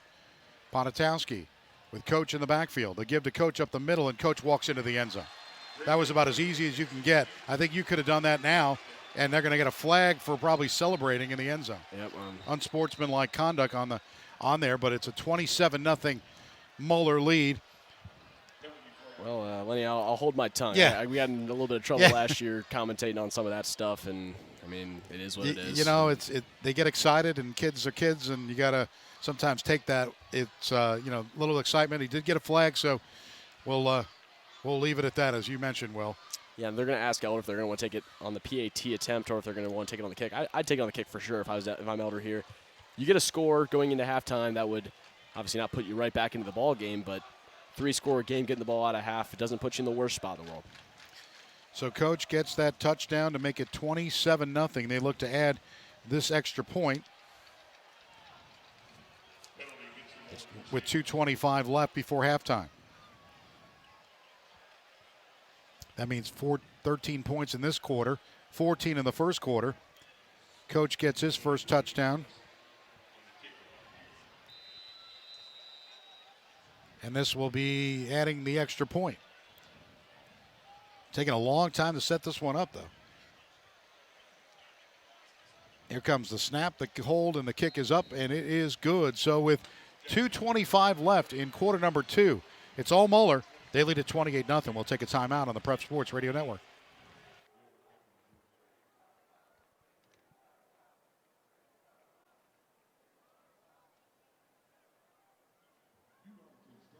So how are we going to do halftime?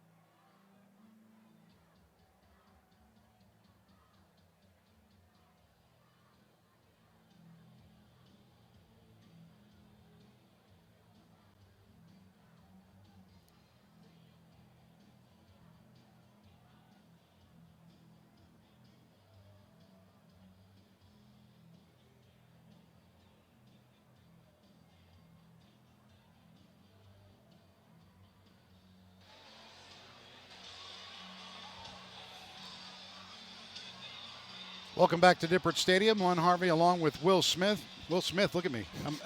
I don't even know what's going on. It's 28-0. I will tell you that, Will Summers. Our minds are all jumbled right now. Yeah, it really is. 28-0. Not a good first half. That was a four-play 59-yard drive with 2:16 left. Just don't slap me. Okay. 50-yard. The first drive was a 50-yard pass to Jovan Love. This was a 3-yard touchdown run. It was a 9-play, 83-yard drive. Here's the kickoff from left to right. Sanders is going to try to take it, and it's going to bounce around the 15-yard line and go out of bounds. So a flag down. And now the Panthers will get a break after the bad kickoff. And you mentioned the only thing that Moeller has done wrong tonight is special teams. Yeah, it's really been their only sort of weakness. And really, it hasn't even been that egregious. 2 penalties on a punt and then a kick out of bounds. So manageable mistakes, obviously fixable for Moeller. And Elder, we mentioned, got to burn at least this 2:25 off the clock. Don't give Moeller a chance to score before half again, because you at least get the ball out of half. But if you're able to put some points on the board, get some momentum going into the locker room, that would do wonders for Elder. Coming up at halftime, the Red River Gorge Cabin Rental halftime report. Cliffview Lodge, a part of Red River Gorge Cabin Rentals, has 16 individual rooms. Book a single room or just a private getaway, or book every room for family reunions, weddings, or corporate events. Check out the possibilities at redrivergorgecabinrentals.com. 28-0, Moeller on top of Elder. 2:25 left here in the second quarter. Panthers going from right to left have the ball. 1st and 10 at the 50. Meyer goes in motion. E-step rolls to the right. The throw, it's complete to Thaman. 50, 45, 40, and he's finally brought down around the 39-yard line. So gain of 11. Really nice job by Joey Thaman on the jailbreak screen. Elder tried to get everyone going, looking one way with the flare out of the backfield, and Joey Thaman just snuck underneath behind the line of scrimmage, and Elder's O-line held up really well. And really, right now, Len, Elder hasn't really turned the ball over. It's just been draws have stalled out, and Moeller's just taking a lot of time off this clock. If Elder able to burn this 2 minutes left and end with a score. 1st and 10 at the Moeller 39-yard line. Panthers line up with a shotgun setup. They've got Thaman to the left side on the backfield. 2 wide receivers to the right. Rolling to the right is E-step.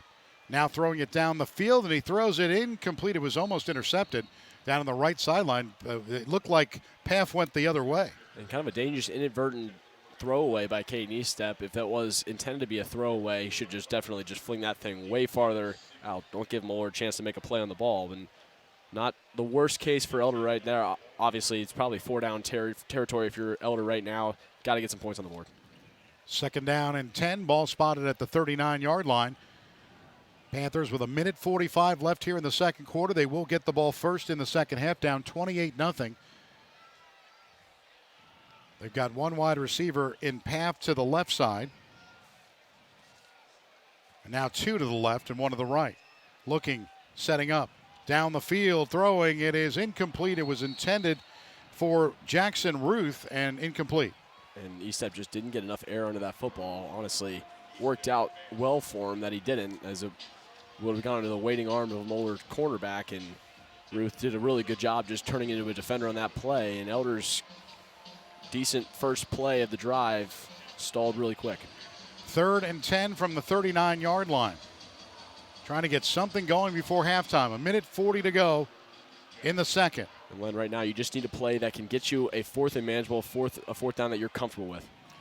Paff and Thaman to the right side. Now Thaman moves over a little bit to the left side of him, and 2 wide receiver to the left. Looking, E-step down the field. He's got a good arm. He's got Paff. He's got him open down on the right sideline. It is complete down to the 2-yard line. Wow, what a throw by Caden Eastep. Put everything he had into it, and Chris Paff, amazing body control to get under it and secure the catch. And that is just a huge momentum shifter for Elder, giving them something back. Yeah, Paff was open on the right sideline, and that went right to him. Nice pass that time. First time he's been able to really connect with anybody down on the right side. So it is a 1st and goal for the Panthers with 1:20 to go in the second. Down 28-0. Now this is big because they do get the ball first. So getting a touchdown here before halftime is going to give them some momentum to go into the second half. 2 wide receivers to the left. They line up with 1 to the right. They got an empty backfield. They're going to give it. It's Thaman taking a direct snap inside the 5 into the end zone. Touchdown. Joey Thaman, 4-yard touchdown, and the Panthers are on the board. A really nice stiff arm by Joey Thaman. Looked like that play was going to be stopped at the line of scrimmage, and Joey Thaman fought all the way through 2 tackles to find his way into the end zone and give Elder some life.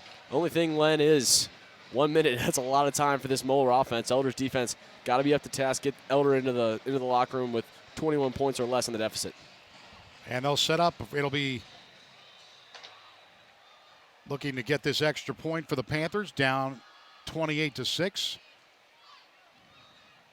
Ray has been pretty successful with the kicks, and this one is going to just make it over, as I almost jinxed him there. But with 59 seconds left, it's 28-7. Moeller on top of Elder. We'll take a timeout on the Prep Sports Radio Network.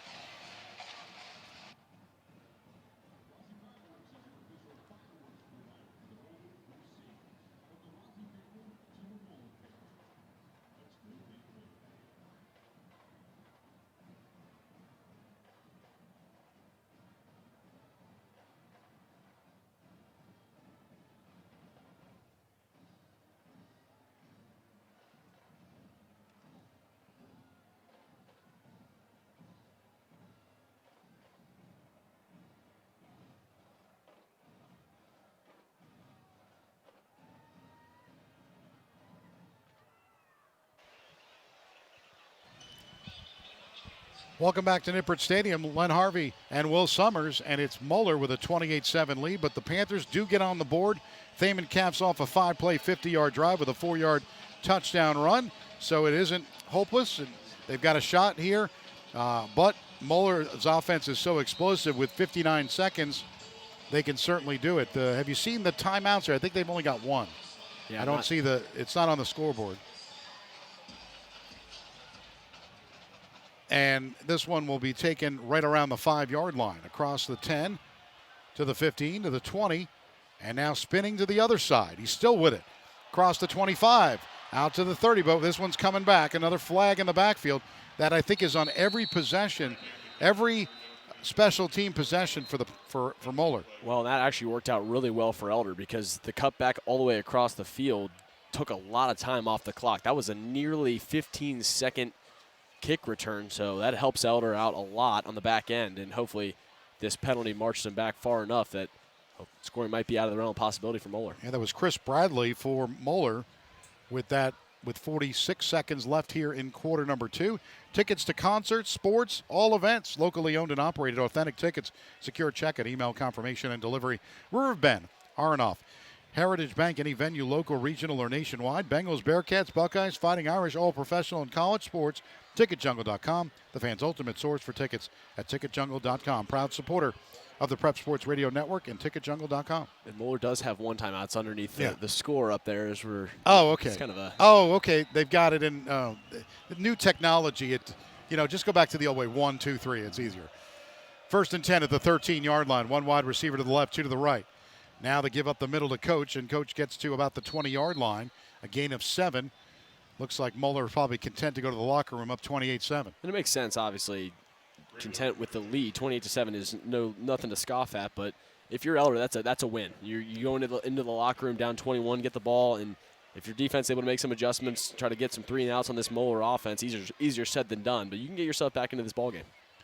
It'll be a 2nd down and 3 at the 20-yard line, down to 15 seconds. See if Moeller decides to run any play here, down to 10 seconds. 28-7, they lead it. They seem to be happy with that. They're going to take that to the locker room. Panthers will get a chance. They have the ball first in the second half, and that has been something that, unfortunately, in the last 2 weeks, they haven't been able to capitalize on. So they're going to need to go into the locker room and do that. 28-7 is your halftime score. Coming up at halftime, it'll be the Red River Gorge Cabin Rental halftime report. We'll take a step away, and we'll come back with the Red River Gorge Cabin Rental halftime report on the Prep Sports Radio Network.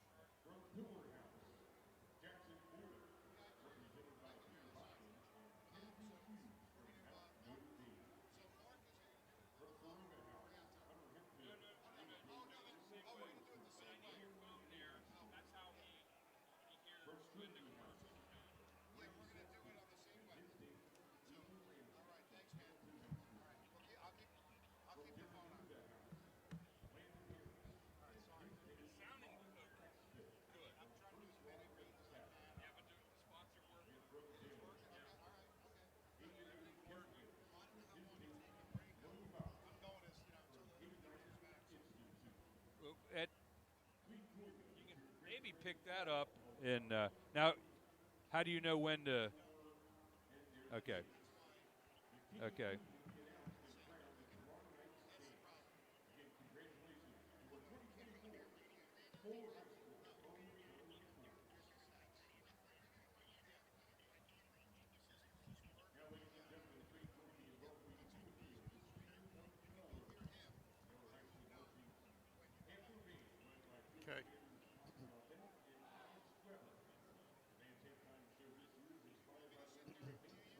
No, I'll put it up. Yep. No problem.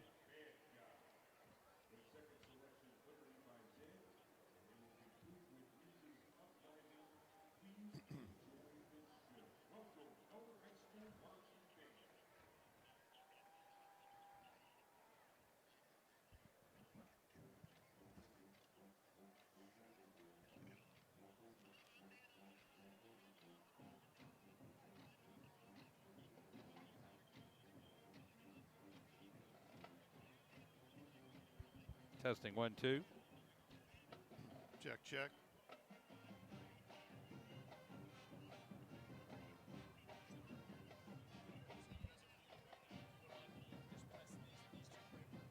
To go on.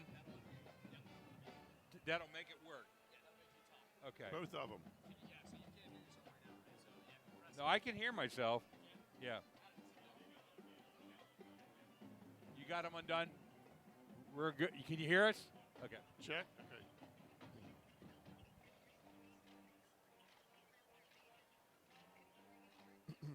Paul, I can hear on the phone. So.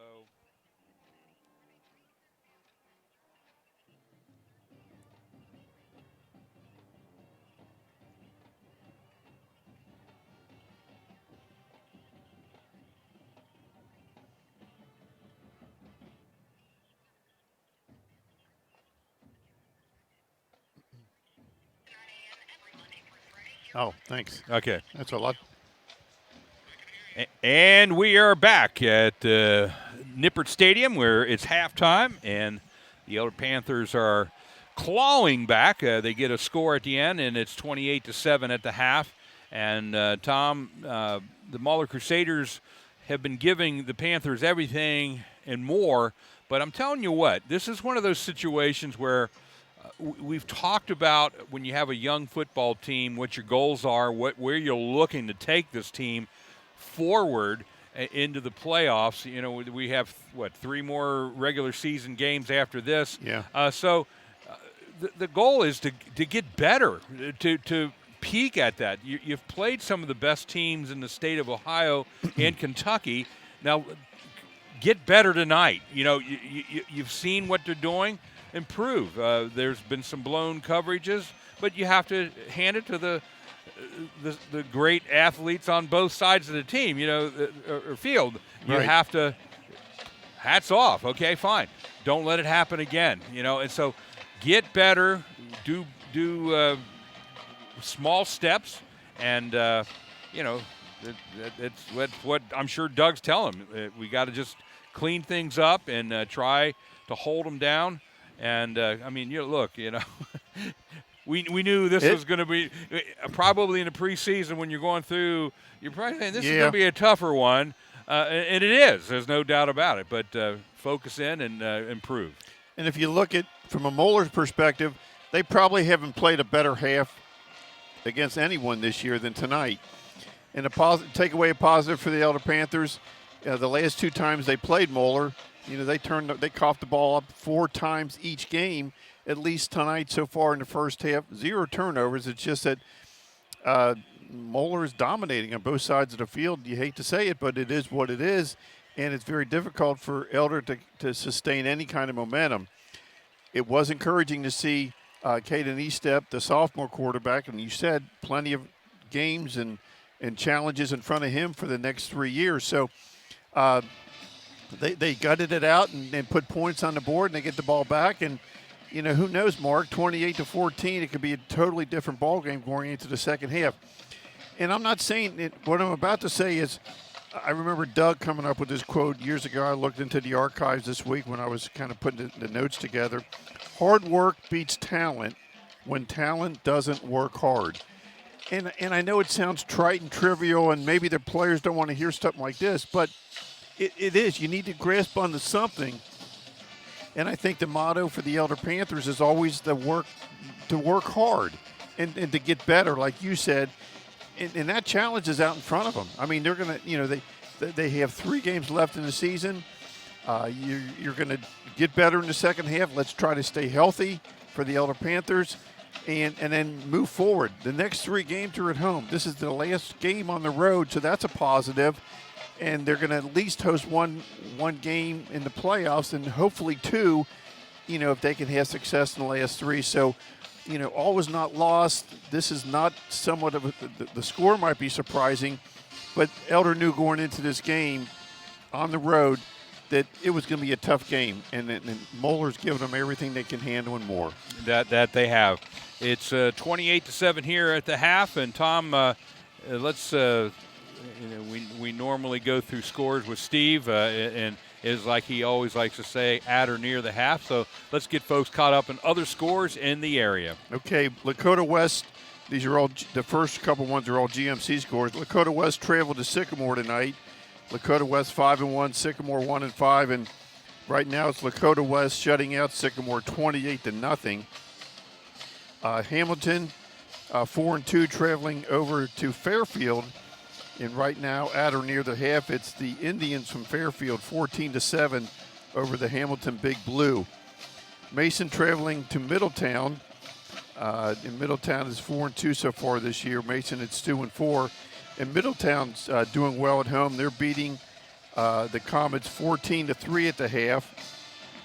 And Tom Grippa travels up to Lebanon tonight. Both teams are 3-3, and right now it's knotted at 7 at the half.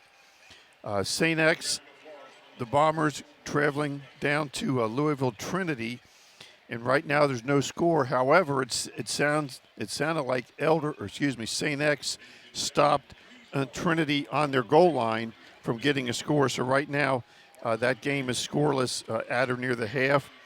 And then my LaSalle Lancers traveling to Indianapolis tonight to play Indianapolis Roncalli. It was an 8 p.m. start, but it's tied at 14-14. LaSalle came back with a touchdown in the second quarter and went for 2 to tie the score. So 14-14, LaSalle Roncalli. Highlands is just shutting out Dixie Heights 35-0 over in Kentucky. Louisville St. X is hosting Ryle. And right now it's Louisville St. X 17-3 over Ryle. That's good for secondary points. Good for the Elder Panthers. You and I are on the same wavelength there, Mark. And then Covcath is hosting Grant County. Grant County coming in at 4-1. Covcath at 5-2, and it's just Covcath all over Grant County, 41-0. A score that Elder would like. It's Springboro 7-0 over Beaver Creek. Elder beat Springboro earlier this year, so those are secondary points. Edgewood 14-7 over Ross. No score on Lakota East at Coleraine. Princeton is beating Oak Hills 10-3. And in Division II, Harrison is beating Mount Healthy 21-8. And another Division II matchup, it's Anderson 21-7. The Raptors over Turpin 21-7 at or near the half. And I think one other score I wanted to say, Aiken is beating West High 32-6. The only reason that's important is West High and Coleraine are the only winless teams in Region 4 right now. And they're going to be on the 2 right now are going to be left out of the top 16 teams are in the playoffs. So it looks like West High is going to do what they do so far, and they're on the short end against Aiken. That should do it, Mark. All right, Tom. We were talking a little bit during the game how Elder dropped down to number 9 in the Harbins in Division I Region 4. And, of course, this thing plays out over the long haul of the season. But, folks, you want to be rooting for Louisville, St. X. You want to be – Withrow needs to get going and get some wins, and they're getting into their league play. So that is where they hope to get some points up here and get this thing leveled out. Like we said, we'd like to get another home game at the Pit. We need to get in the top 8 for that to happen, and that's what we're hoping for. Right, no doubt. And to fill out Elder's schedule the rest of the year, it's they're going to host next week Riverdale Baptist out of Maryland, and then they're going to host Indianapolis Bishop Chatard, and then they're going to host the LaSalle Lancers in a typical game, Week 10 game, to finish out the GCL schedule. So winnable games, no doubt. And depending on how this score stays as is, Elder would be 4-3, and hopefully looking at a 7-3 record to complete this season, and that definitely would put them in the top 8. All right, we're going to take our first time out. You're listening to the Red River Gorge Cabin Rentals halftime report. Looking for an escape to get away from it all, but you don't want to drive forever and ever and ever. And with situations down south, maybe a local trip would be quick and easy. A couple hours south of here, Red River Gorge Cabin Rentals, they have it all. If you want a private little chalet cabin type setting, they have it. They have a kind of a large area where you can rent a room. It's like a lodge, but if you have a big family like I do, you can rent eight of the rooms to get the whole place to yourself and have kind of a family getaway. So there's a lot of options. They even have camping areas and so forth. Give them check them out online, RedRiverGorgeCabinRentals.com. We'll be back right after this on the Prep Sports Radio Network.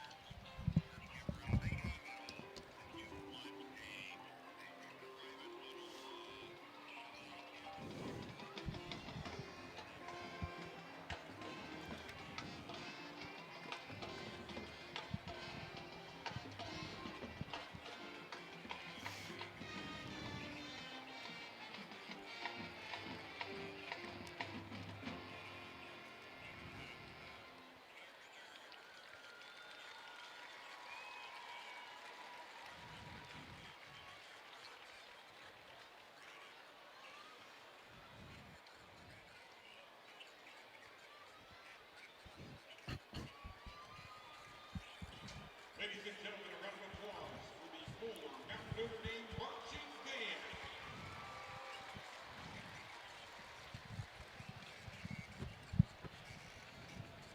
Ladies and gentlemen, earlier tonight, representatives from Moeller High School and Moeller High School at a collection outside of Different Stadium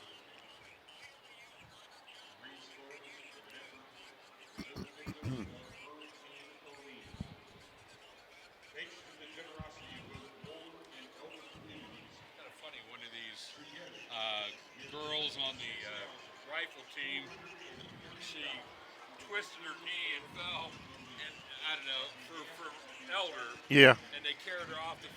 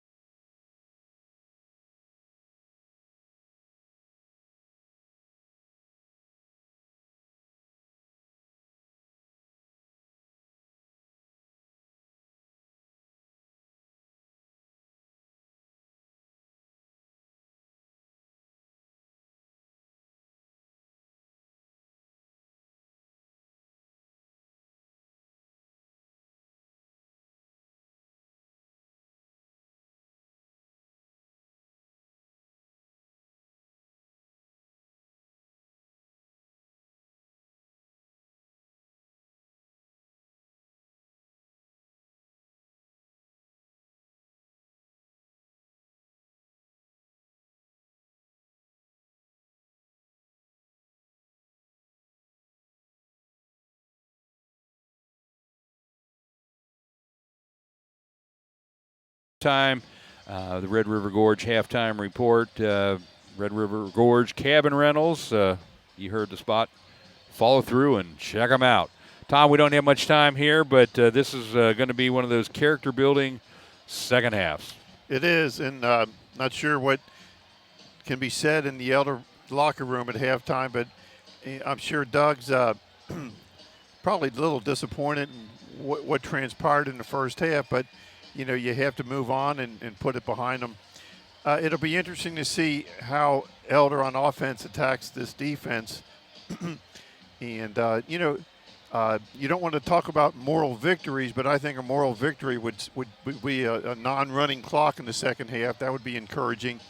But just to get some momentum and some key plays for both the offense for the Elder Panthers as well as on the defensive side, making some key stops.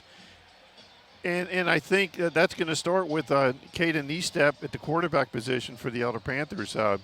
You know, maybe he needs to take a couple steps forward this second half and you know, get a couple first downs, start a drive, and put some points on the board. That would do a lot for the Elder Panthers' psyche as they finish this game up and look for the rest of the season. Yeah, there's no doubt about it. The Panthers have a long hill to climb to get out of this one. The weapons on the Crusader side are immense and many. I was going to say in many, yes. And so they have a lot to work on, but we'll find out all that in the second half action coming up shortly with Len Harvey and Will Summers. That's all the time Tom and I have for you at the half. Once again, it's 28-7 here. Crusaders over to the Panthers right here on the Prep Sports Radio Network.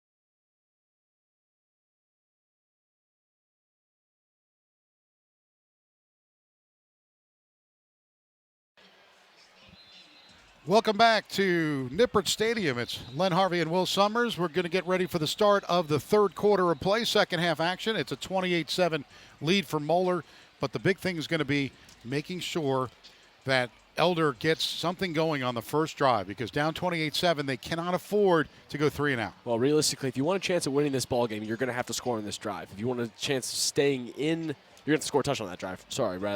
If you want a chance of staying in the ball game, you're going to have to at least end with points, whether that's a field goal or a touchdown.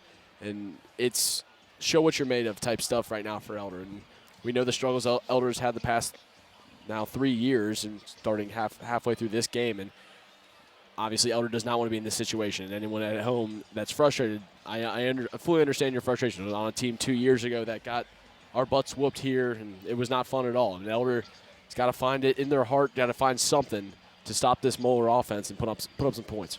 Trying to be positive for a moment. It is a gorgeous evening. Oh, it's beautiful. I mean, it is one of those things where you look at the outside and you're like, this is October the 4th.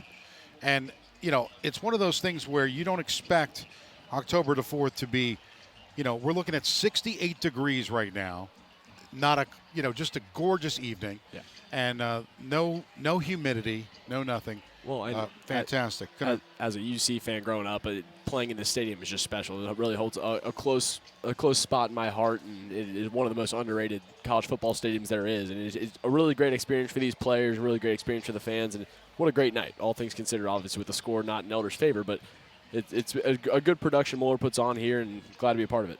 Yeah, you know, you look at it in the first half, Elder only with the one touchdown, but Moeller, of course, led the time of possession. They really held the ball a long time. They did, and obviously when you have a quarterback like Matt Ponatowski able to sling that thing, it's not even that he has the arm talent. He has the arm talent, but it's his decision-making that makes him so dangerous. He's able to dump it down to the flats when it's not there deep and just takes what the defense gives him. And he's so smart about taking shots when it's there, but also he'll conserve it a bit and let Moeller's offense march down the field methodically. Yeah, last week Elder fell to St. X 22-17. Now they're at 4-2. But tonight down 28-7. Moeller, meanwhile, they have been, you know, one of those things last week where Matt Ponakowski was 19 of 23 for 228 yards. So he certainly had a big game last week, having a nice game this week as well. And now we'll look to start it off. The Moeller Crusaders will be kicking off to the Panthers, which they've done a bunch. Sandus will be back deep at the 5-yard line. Get ready to start this third quarter of play. And now Sandus will look to get it at the 5, and he's got it across the 10 to the 15-yard line. Now that the 20 gets a block, spins to the 25, to the 27. Nice return of about 22 yards for Colton Sandus. He does a nice job there. Red River Gorge Cabin Rentals in the beautiful Kentucky Red River Gorge have mega 12-bedroom cabins available for big groups or families. And only a short 2-hour drive from Cincinnati. Check out all the activities and things to do at redrivergorge.com. 11:53 left here in the third quarter. 28-7. Panthers really need to move the football. They've got Paff and Thaman off to the left side. 2 wide receivers to the right. They go in motion now. And it's Estep at the 22. Throws across to Trenton Meyer to the 30, but he gets hammered in the backfield. That was number 2. It was Lincoln Murphy for Moeller. Well, you see the results of the play. Obviously, Murphy with a big hit stick on Trenton Meyer. But the important thing is he hung on to the ball and gives Elder a good chance on second down to pick up yardage and give themselves a chance on third down. And Trenton Meyer, a really nice catch right there. Second down and 6. The ball spotted at the 31-yard line for the Panthers, going from right to left.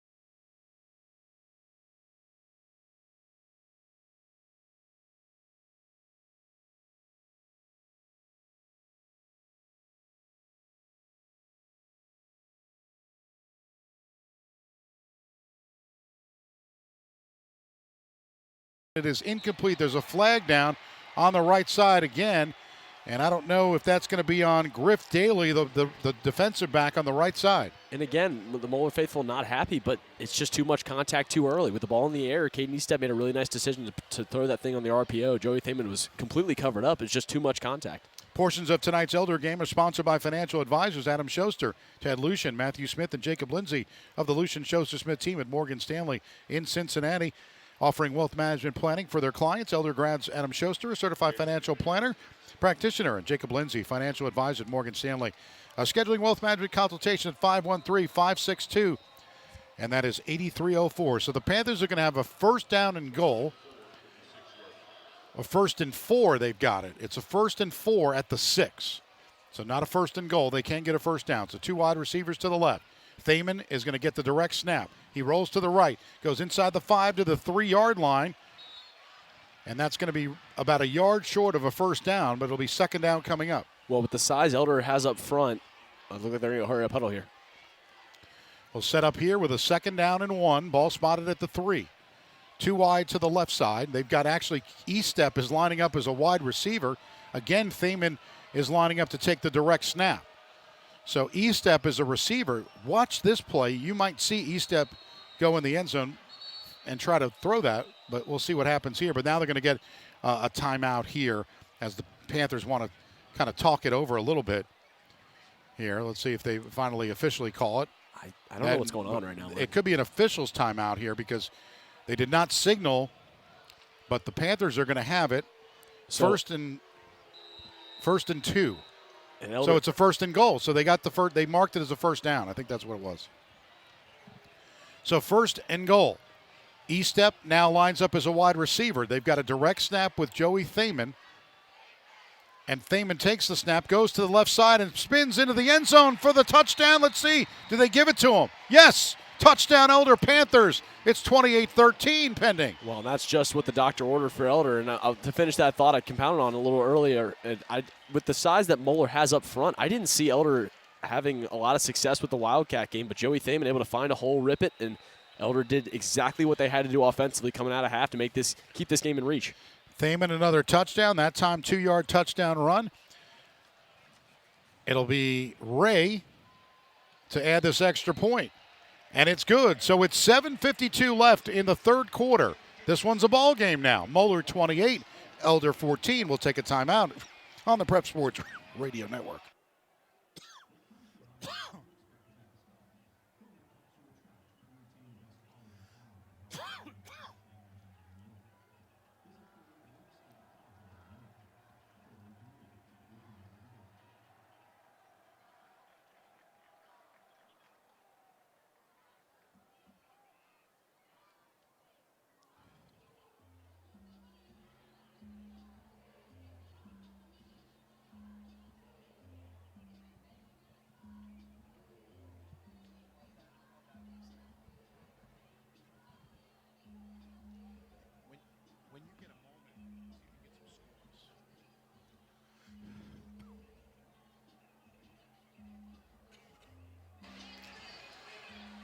Welcome back to Nippert Stadium. Len Harvey and Will Summers. The Panthers go on an 8-play, 73-yard drive and score a touchdown on Joey Thaman's 2-yard touchdown run, his 2nd touchdown of the game. And the Panthers have made it a little bit closer. It's 28-14 now. Panthers score in their first drive of the second half. Now it's a question of whether you can stop Moeller. That's going to be the key to it. After this, we will have a Caldwell Banker scoreboard update. And that kick is going to take it back to about the 2-yard line, to the 5, to the 10, 15, 20, and he's out to the 24-yard line. Nice play by Colton Sandus on that, as Moeller tried to get a good job there of getting in there. It was number 24, Chris Bradley. But let's go to a Caldwell Banker scoreboard update, Will. Yeah, I got some GCL scores for you right now. Trinity leading St. Xavier 7-0 in the 3rd quarter, and St. X has had their trouble with Trinity the past couple of years. Princeton 16-3 over Oak Hills. And then we got LaSalle beating Roncalli 21-14. Roncalli out of Indianapolis. So couple good scores right there. To even the score in your next real estate transaction, go to cbhomes.com. Moeller with a 1st and 10 at the 23. Up 28-14 in this one. 7:47 to go in the 3rd. Now the give up the middle. It's going to be Jocelyn, who had a great first half, over 150 yards on the ground, and took a little bit of a break there towards the end. Jocelyn is a really hard runner, and he's not, obviously doesn't have the size Jordan Marshall or really the speed that Jordan Marshall had. Who does? I mean, he's an anomaly that went to now at Michigan, getting some playing time there. And Jocelyn doing a really good job kind of taking over the reins for him. 2nd down and 3. The ball spotted at the 30-yard line. Left to right, Moeller goes. 2 wide receivers to the left. Ponikowski in the backfield with Jocelyn. And now the give to Jocelyn to the right. Jocelyn crosses the 30 to the 33, maybe 34-yard line. A gain of 4 on 1st down before Corey Selly got him. You hate to say it, but right now, if Elder's going to have success defensively, it's going to have to be under Moeller's undoing of themselves. As a penalty would set him back, that would help Elder out tremendously. But the way Moeller's offense operating right now, they're not giving Elder any favors. 1st and 10 at the 35-yard line. From left to right, the Crusaders go. One left on the left side, one to the right. Shotgun setup for Ponitowski. And now looking to the left side, throws it, it's complete. And outside, it's going to be Mason. Mason crosses to about the 37, 38-yard line, a gain of about 3 on 1st down. Nearly saw Cooper Sanders make a really nice play against Mason. That's the same type of flood concept that Elder's kind of incorporating into their offense, where we just leak a guy out of the backfield off kind of a read option look for the quarterback. And it worked to fruition right there for Moeller, but Elder was able to route to the ball, keep it to a short gain. 2nd and 7 from the 38-yard line for the Crusaders. 1 wide to the left, 2 to the right, 28-14. Moeller on top. They led this game 28-0. Ponitowski. Now the give to Jocelyn across the 35 to the 40. He spins and gets to about the 44-yard line, a gain of 6. That'll be just short of the 1st down. It'll be 3rd down coming up. And Elder had the zone read really covered up well. It was just a nice cutback from Jocelyn rather, and Joey DiTullio, thankfully on the backside, was able to mitigate any other further damage. 3rd down and a short one at the 44-yard line. 5:48 to go here in quarter number 3. Panthers trailing this one 28-14. They got to hold Moeller here on this 3rd down. Probably 2 down territory if they don't get it. The lineup to the right side, they've got Jocelyn, and the give is going to be a quarterback keeper, but we got a flag down. He'll have the 1st down, Ponitowski, but this flag is back at the 43-yard line. I think it's going to go against Moeller. And barring any offsides call, it looks like it's going to be a legal motion, as Moeller started 2 guys, and that's a big penalty for Elder. Yeah. That is big, and that's been happening a little bit lately over the last couple of drives for Moeller. So right now the Panthers trailing 28-14, but 5 minutes and 30 seconds left here in the 3rd quarter. And now it'll be a 3rd down coming up. They'll move the football back to the 39-yard line. It'll be 3rd and 6 now instead of 3rd and 1. So this gives the chance for the defense of Elder, but this could be something where if they stop them, they might have to punt this football away, which they have not done so far today. 1 wide to the left. Ponitowski in the backfield with Jocelyn. Jocelyn now goes in motion, and now Ponitowski looks to throw. He throws to the left side. It's complete to the 45 to the 46-yard line, and that is right at it's about 5 yards, maybe 6. Let's see if they give it to him. Yes, that is a 1st down. They're going to mark him to the 47. And that is a 1st down. A really nice play call by Moeller right there. And Dugan almost had a chance on it. Corey Selly was over there as well, just unable to get in the throwing lane in time. And Elder, the positive you take out of that is you get him to a 3rd and intermediate, and you just have to convert on those when those come about. So now it's a 1st down and 10 at the 47-yard line. It'll be near the Bearcat logo here at Nippert Stadium. 2 wide receivers to the left, 1 to the right. Ponitowski with the give, and it's going to be off to the right side. Back in the game is KO, and KO crosses the 40, right around the 45-yard line. So a nice gain for KO, who had missed a lot of it. Penalties right now, Moeller has 11 penalties for 105 yards. That's the only thing they're not doing right tonight. Elder were 2 for 10. They've kept it down there, thanks to the Seiler Stat crew here at Nippert Stadium, giving us their best as always. Well, and that's really kept Elder in the ball game. 2 wide receivers now, 1 to the right. They go in motion with Mason to the left side. And now the give is to Jocelyn. Jocelyn goes inside the 40 now to the 39 of Elder. And that'll be another 1st down for the Moeller Crusaders. Just a 2-hour drive away is the beautiful Kentucky Red River Gorge. And visit Red River Gorge Cabin Rentals to plan your perfect getaway. Red River Gorge Cabin Rentals is almost every imaginable accommodation. Cabins, campgrounds, a resort lodge, and much more. Visit Red River Gorge Cabin Rentals.com. 3:54 left here in quarter number 3. 28-14.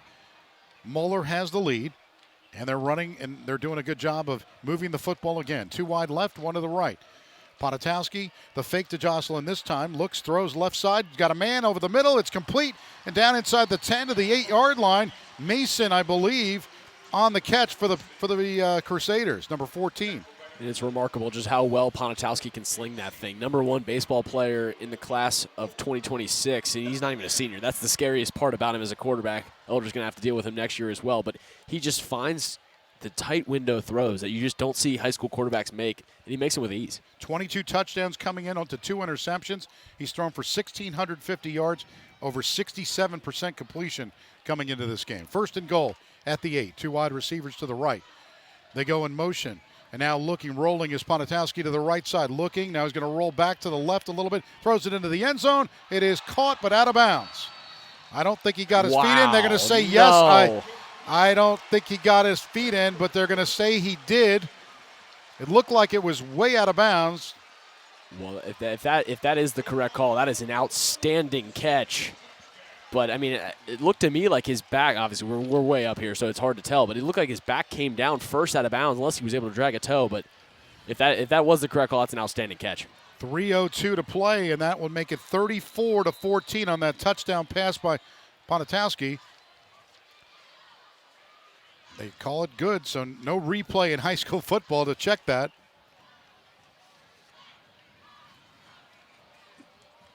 And now the hold by Mason. The kick is up, and it is good. So with 3:02 to go in the third quarter, it's Moeller now 34 and Elder 14. We'll take a timeout on the Prep Sports Radio Network.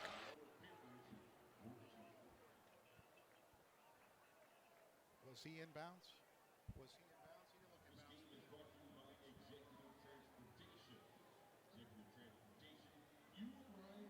I wish we'd see the replay.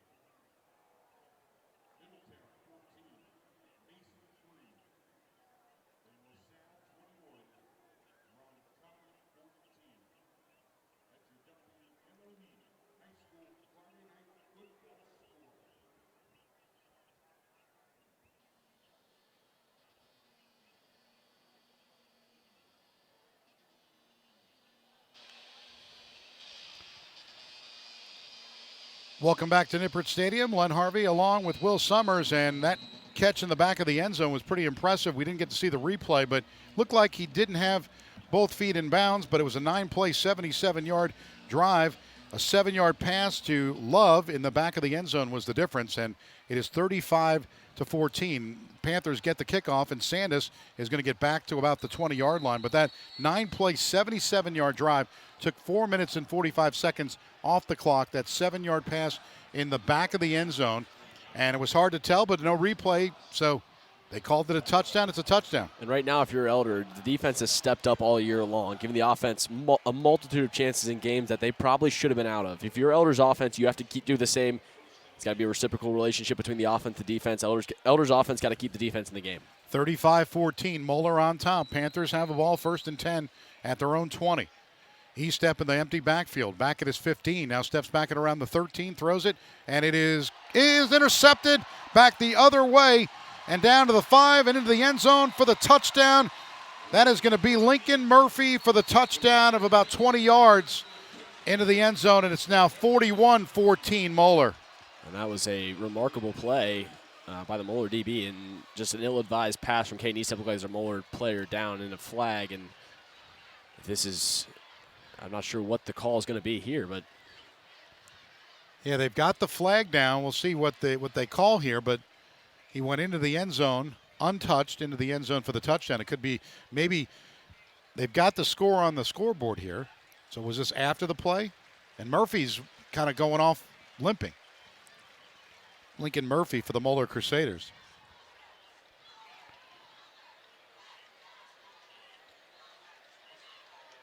So they're going to mark the foot. They're marking it at the 35-yard. Are they moving they're going to call it an interception, or was it not good? That's Is this coming off the board? intentional grounding. Wow, that's massive. That is absolutely massive for this ball game. Unreal. That keeps Elder in it. Yeah. So, So, what is the official ruling on that? Because they took the points off the board. The Elder Panthers get the football at the 35-yard line. 1st and 10 for the Panthers. So, interesting turn of events, but it goes back to Elder. And they go to the right. It's Thaman, and he's going to go back up into the line of scrimmage, if that. He gets back to the 35-yard line. So try to explain us to that, Will. So it's a live ball penalty, so it's not after the play, so the touchdown comes off the board, and it's essentially like a pass interference where it'll just tack on the yardage to Elder's initial spot. So you get 15 yards due to the personal foul from the spot of the snap. So Elder, a touchdown wiped off the board, and you give yourself 15 extra yards. That's the best case scenario for Elder right there. 2nd and 10 from the 35. So 2 wide receivers to the left, 2 to the right. He stepped back at his 30. Now looking. He steps up in the pocket, throws it down. It was incomplete. He had a man open and path, but just kind of threw it to the right side of him. But if he had thrown that ball over to the numbers, he would have had at least another 20 yards to go. Wow, looks like we got a holding call on Moeller's defense again. Wow, they just cannot get out of their own way with the amount of penalties, and that's really the only thing keeping Elder in this ballgame right now. I know, because it's 35-14. It could have been 42 to 14 just a moment ago, but they took the touchdown off the board. So Panthers still with a chance of 1st and 10 at the 45, down 35-14, 2 minutes and 7 seconds left here in the third quarter, but the Panthers have it at the 45-yard line. Now, they haven't had a completion yet, but they've moved the football about 30 yards. And it's hard to tell, obviously, from up here whether or not these are penalties, and the holding call is especially tough for us because we really can't see it. 2 wide receivers to the right, 2 to the left. And now Thaman goes to the left side of Estep. He's back at the 40. Now rolls to the right, throws complete to Thaman, 50, and he steps to the 45, and he's tackled about the 43 of Moeller. So a nice gain for the Panthers. Well, an Elder's offense, a breath of life from the officials, really, and the Elders taking full advantage of it across midfield. And if they can score here, you keep yourself in the ball game. 14-point deficit. Crazier things have happened. So to check it out here, we've got some situations with the technology here tonight. It's been one of those days. 1st and 10 at the 43-yard line. They set up now, throwing it down the field. Throws incomplete, but was that a hold? Looked like there should have been another penalty, but that time no penalty. Chris Paff was mugged in around the 25-yard line. Coach Ramsey wanted that one too, and yeah, it looks like he's not going to get it, and the holding penalty against the Panthers will send it back, and that draws a big cheer out of the Moeller faithful. I think they've been wronged all day long, and again, I'll hold my tongue. But yeah, it'll be 1st and 20 at the 43-yard line.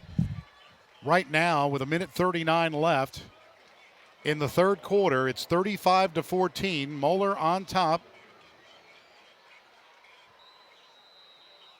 So it's a 1st and 20 at the 47-yard line.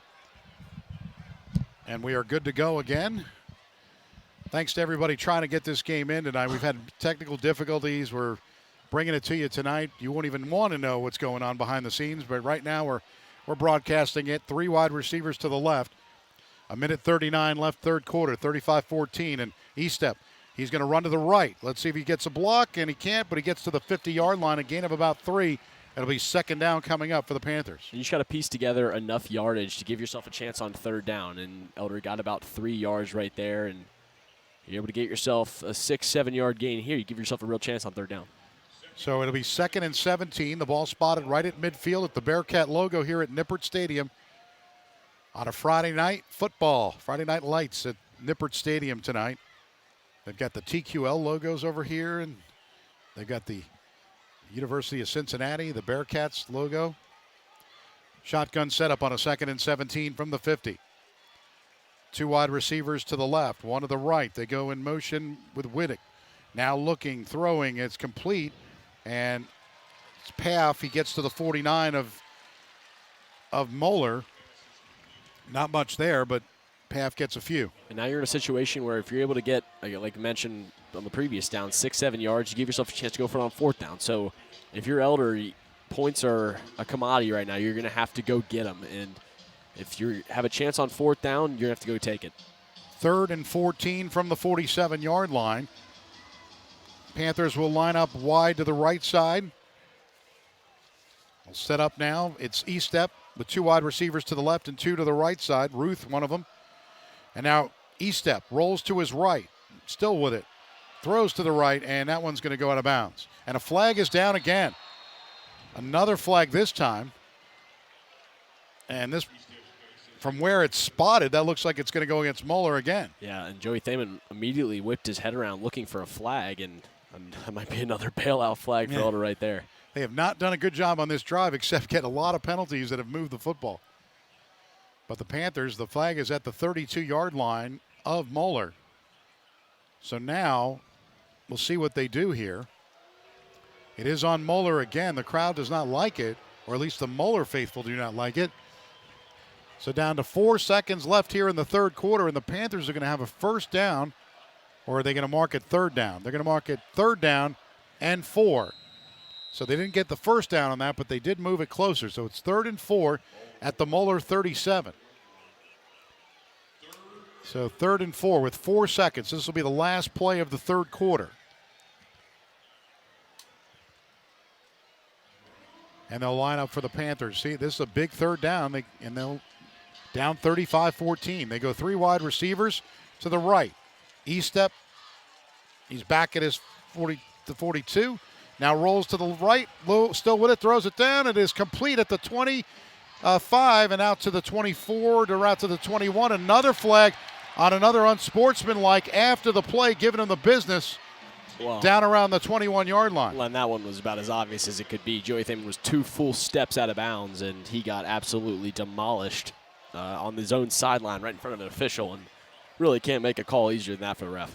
Well, that'll do it for the end of the 3rd quarter. We will come back with the Caldwell Banker scoreboard update after the 3rd quarter is over. Moeller 35 and Elder 14 will take a timeout on the Prep Sports Radio Network. I've never seen this many flags. It's unreal. Well, I don't know. Here's a score update if you want to bring back. Gotcha, yeah. When we bring it back, I mean, the thing is, like, the refs wouldn't be calling these flags for trivial stuff. Like, it has to be pretty But this is ridiculous. It's like 16 penalties. Yeah, or 17, and they've been. It's getting worse. They're getting chippy, and is that coached? Is that? I mean, it's just. I mean, you almost have to coach wonder. You coach them. Year. Yeah, defensively, you coach them enough to get away with it. But if they take it into their own hands, is what it is. Let's see what we got. Okay. Sorry. Yeah, I mean, I don't know. It's odd.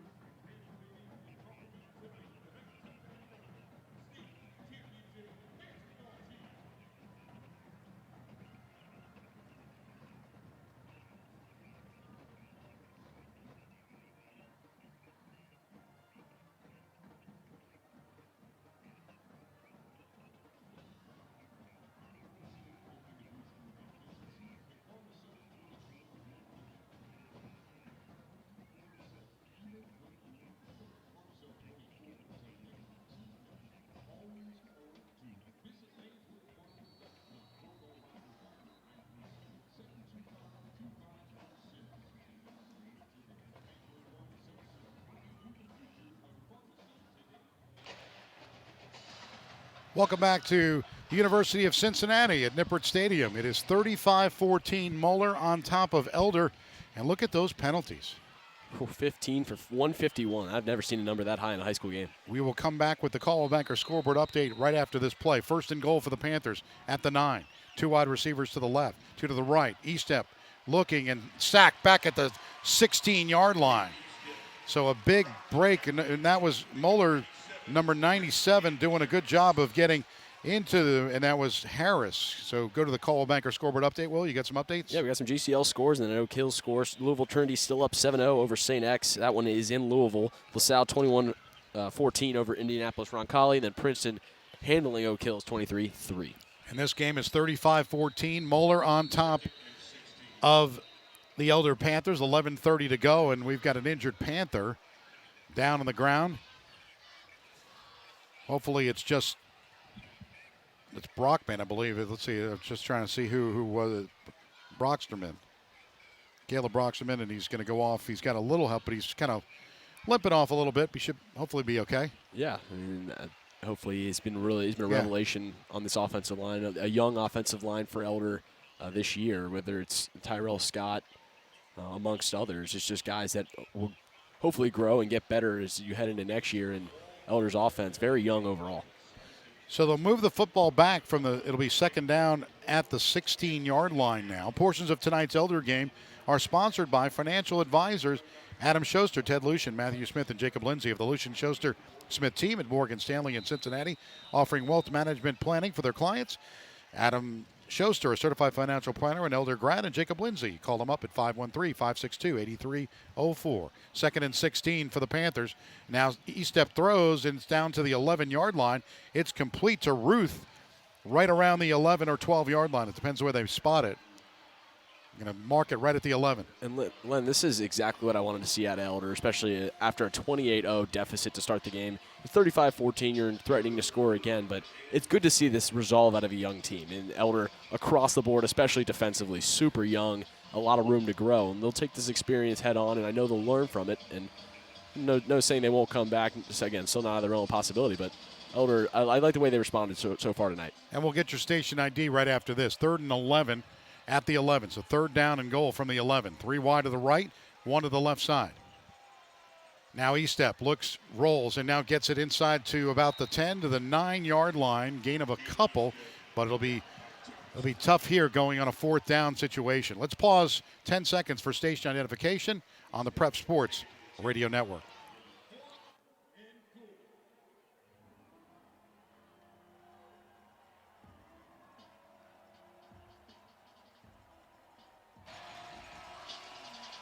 Welcome back to Nippert Stadium. A 4th and goal at the 10-yard line. 2 wide receivers to the right, 2 to the left side. Now E-step rolling to the right, looking in the right side of the end zone. The throw is incomplete. It was intended for Paff in the right corner of the end zone, and he tried to throw it in there, but just incomplete, so it'll be Moeller football. And Elder's offensive drive stalled once again, and obviously not the ideal situation for Elder right there, but overall encouraged with what I saw on that drive, including the penalties. But Elder's defense, they're able to get a stop here, just at least get some momentum as you head towards next week, as this game looking more and more out of reach. Yeah, 35-14 with 9:56 remaining. Cliffview Lodge, a part of Red River Gorge Cabin Rentals, has 16 individual rooms. Book a single room for just a private getaway, or book every room for family reunions, weddings, or corporate events. Check out the opportunities and possibilities at Red River Gorge CabinRentals.com.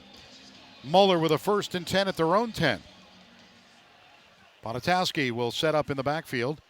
He's got 2 wide receivers to the left and now gives it up the middle to Jocelyn. Jocelyn across the 15 to the 18-yard line. Another gain of 8 for Jocelyn. And we'll see how much time Moeller wants to take off the clock on this drive. It likely will be not a lot of time by the time Elder gets the ball back, and Moeller's able to sustain a long one here. And Elder's defensive front, we praised it all year long, obviously with the amount of injuries Elder's had in the second level. It's kind of a ragtag team that's just been kind of piled together with some sophomores, with some freshmen even, and Elder has been battling injuries all year. 2nd and 2 from the 18-yard line, 9:25 left, and the clock continues to run. Panthers trailing 35-14. Ponatowski, the throw is complete to Love. Love crosses the 20, 25, 30, and he gets to the 35, and he's finally taken out of bounds. Panthers' Derek Uran making the tackle out of bounds. Otherwise, that would have been a longer gain. Now, Will, I was looking at some numbers here. Tyler Jocelyn, through 3 quarters, had 14 carries, 170 yards. Wow, that is just too much for an Elder front that has been, we mentioned, so good all year long. And Jovan Love, 5 catches, 107 yards, and 2 touchdowns. And that catch, he's probably at 140 yards himself. 1st and 10 at the 38. 2 wide receivers to the right, 2 to the left. Pontatowski back at his 30, 29, steps up, throws to the right side. It is complete to the tight end. It's Sam Hamilton. It crosses the 50 to the 49-yard line of Elder. And we mentioned the youth and inexperience kind of in this Elder front, and it goes without saying, you're starting a D-line with the Hutchinson twins. Pretty much both juniors will have a senior year forthcoming, and the second level, it's we mentioned, I don't think there's one senior in that linebacking core right now, and it's not even a senior, it's just junior and Derek Uran. So Elder's, the future's bright for sure. This is a good game to get some experience under the belt. Yeah, 35-14, Moeller on top. They lead it. 8:35 left here in the fourth. One wide receiver to the right, one to the left side. They go in motion, and now the give is to Jocelyn. Jocelyn across the inside the 45, and he's out to the 43-yard line. Another gain of 7 for Jocelyn. He's approaching that magical 200-yard mark. I mean, we talked about he's not Jordan Marshall, but man, he is running hard right now, and he's hard to tackle, and he's doesn't have the physical profile as a guy like Jordan Marshall, but he runs hard, he's quick, and with this offensive line, the way they're playing right now, he's racking up a ton of yards. Other than the penalties, which are 15 for 151 through 3 quarters, the Panthers with 3 for 20. Time possession is actually closer than I thought, 17-15 through 3 quarters. The right side is Jocelyn inside the 40, 35, and he gets to about the 34-yard line. Another gain of 8, and that is another first down for the Moeller Crusaders with 7:48 to play. And the key number as well right now for Elder is 0 turnovers forced, and that's what they've kind of hung their hat on defensively all year long, is that they'll be able to get the ball back for their offense with more chances to score. But the way Moeller possesses the ball, they're just not willing to give up the ball easily, and you're going to have to force turnovers against Moeller's will. Next week, it's Riverdale Baptist from Maryland coming into the pit. It's a 1st and 10 at the 35. And now a throw. It's Pontatowski. Throws it to the left side. It's complete to Fogler. Down the 20, 15, the 10, the 5. Touchdown. 35-yard touchdown pass Pontatowski. But is there a flag down right around the 33-yard line that this one's coming back? Well, it's likely not on Elder, and I'm not sure. Yeah, the flag is there at the 33-yard line. Let's see if they pick it up. Or are they going to call something here? But this is another touchdown. They had an interception return for a touchdown that came off the board. And now I think this one's coming back as well. Yep, it's holding against Moeller, so this one is coming back. 35-yard touchdown goes off the board, and now it's going to be at the 43-yard line. As you hear the boos here at Nippert Stadium, the Moeller faithful do not like it at all. 7 minutes and 20 seconds left in this one. 35-14. And now Moeller again will have a 1st and 18 at the 43. 2 wide to the right. 1 to the left. They set up back. And Coach is back in. Coach will get a chance. He'll run it inside the 40, 35, the 30. 35, sorry. And he gets to the 35-yard line. So a gain of about 8 on that. When you get all the penalty yards back in one fell swoop, and for Elder right now, it's just mitigate the damage. You want to get out of here without a running clock, just for if you count moral victories, that would be one for Elder. 2nd and 9 from the 34. 6:55 left here in the fourth. It's 35-14. Again, next week, Panthers are back at the pit. Riverdale Baptist from Maryland. We'll have all the action at 6:30 with the pregame show.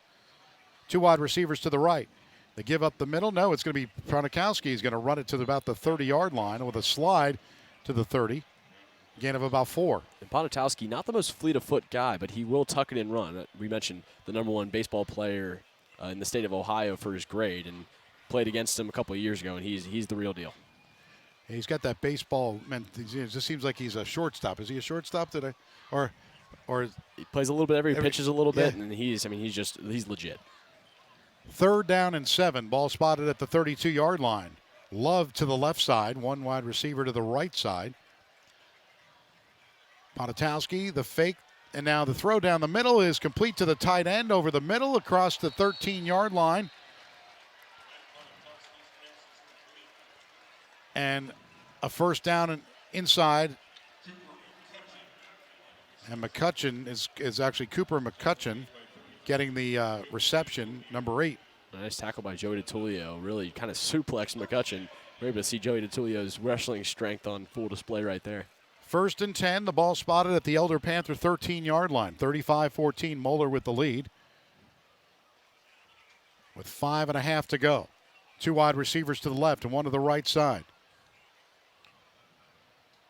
Shotgun setup. He's got Jocelyn to his left. He throws to the right. It is complete inside the 15 to the 10, the 5, touchdown. 13-yard touchdown. And that was Fogler, Matthew Fogler, getting the touchdown to make it 41-14. Well, that's what's so special about a program like Moeller. They have a guy like Fogler who has really flown under the radar his entire career at Moeller and just has a spectacular senior season for these Crusaders. And you get those guys in conjunction with the guys that you expect, like Javon Love, and that makes for a really scary offense. That's the 3rd touchdown pass for Ponitowski. Look for the extra point, and the kick is up, and it is good. So with 5:18 to go in the 4th quarter, Moeller pounding it on. They lead at 42-14 over Elder. We'll take a timeout on the Prep Sports Radio Network.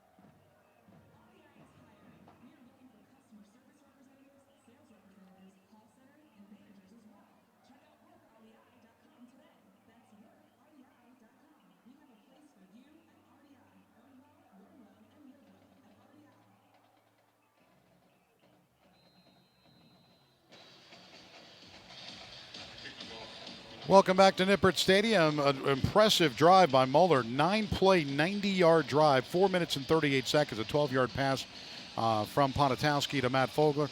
And that is the 3rd touchdown pass to Ponitowski in this game. And that ball is going to bounce, and it's going to go out of bounds. So another special teams issue with Moeller. That is between that and the penalties, that's the only thing I can find fault with this team right now. Up 42-14. They're not going to worry about it too much. Obviously not too big of a concern. Again, those things you can iron out as you go on, and those are some of the things that really have kept Elder in the ball game, and that's what's really scary about this Moeller team. And if they're not the state favorite, someone's lying to you. Yeah, I mean we've seen, Lakewood St. Ed's a pretty decent team as well. We've seen some good teams, but they're a juggernaut. They play well on defense. They got speed on defense, and they've got. And on offense, they're just, that 9-play, 90-yard drive just shows you down the field. So the Panthers will have a 1st and 10 at the 35-yard line after the penalty.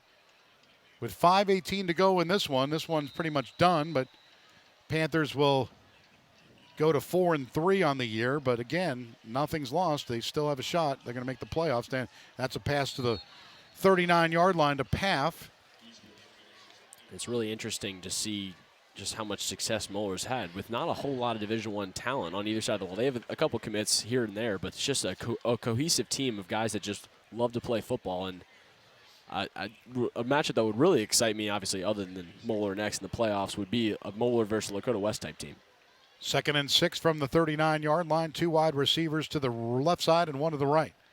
Estep sets up with 4:44 left here in the 4th. They give to Trenton Meyer, nothing doing. He's stacked up right at the line of scrimmage. Might have lost a yard. That's, looking at Moeller, that's number 94, Lucas, did a good job there. You look at it's Lucas Sturenberg, and he is 6'1", 275, a senior. The only reason I say that the matchup with Lakota West would really excite me is Lakota West just athleticism to be able to hang with these Moeller receivers downfield would be a really interesting proposition.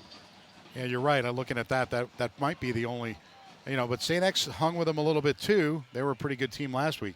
3rd and 8 at the 37. Now Estep rolls to his right, throws down to the right sideline. It is incomplete.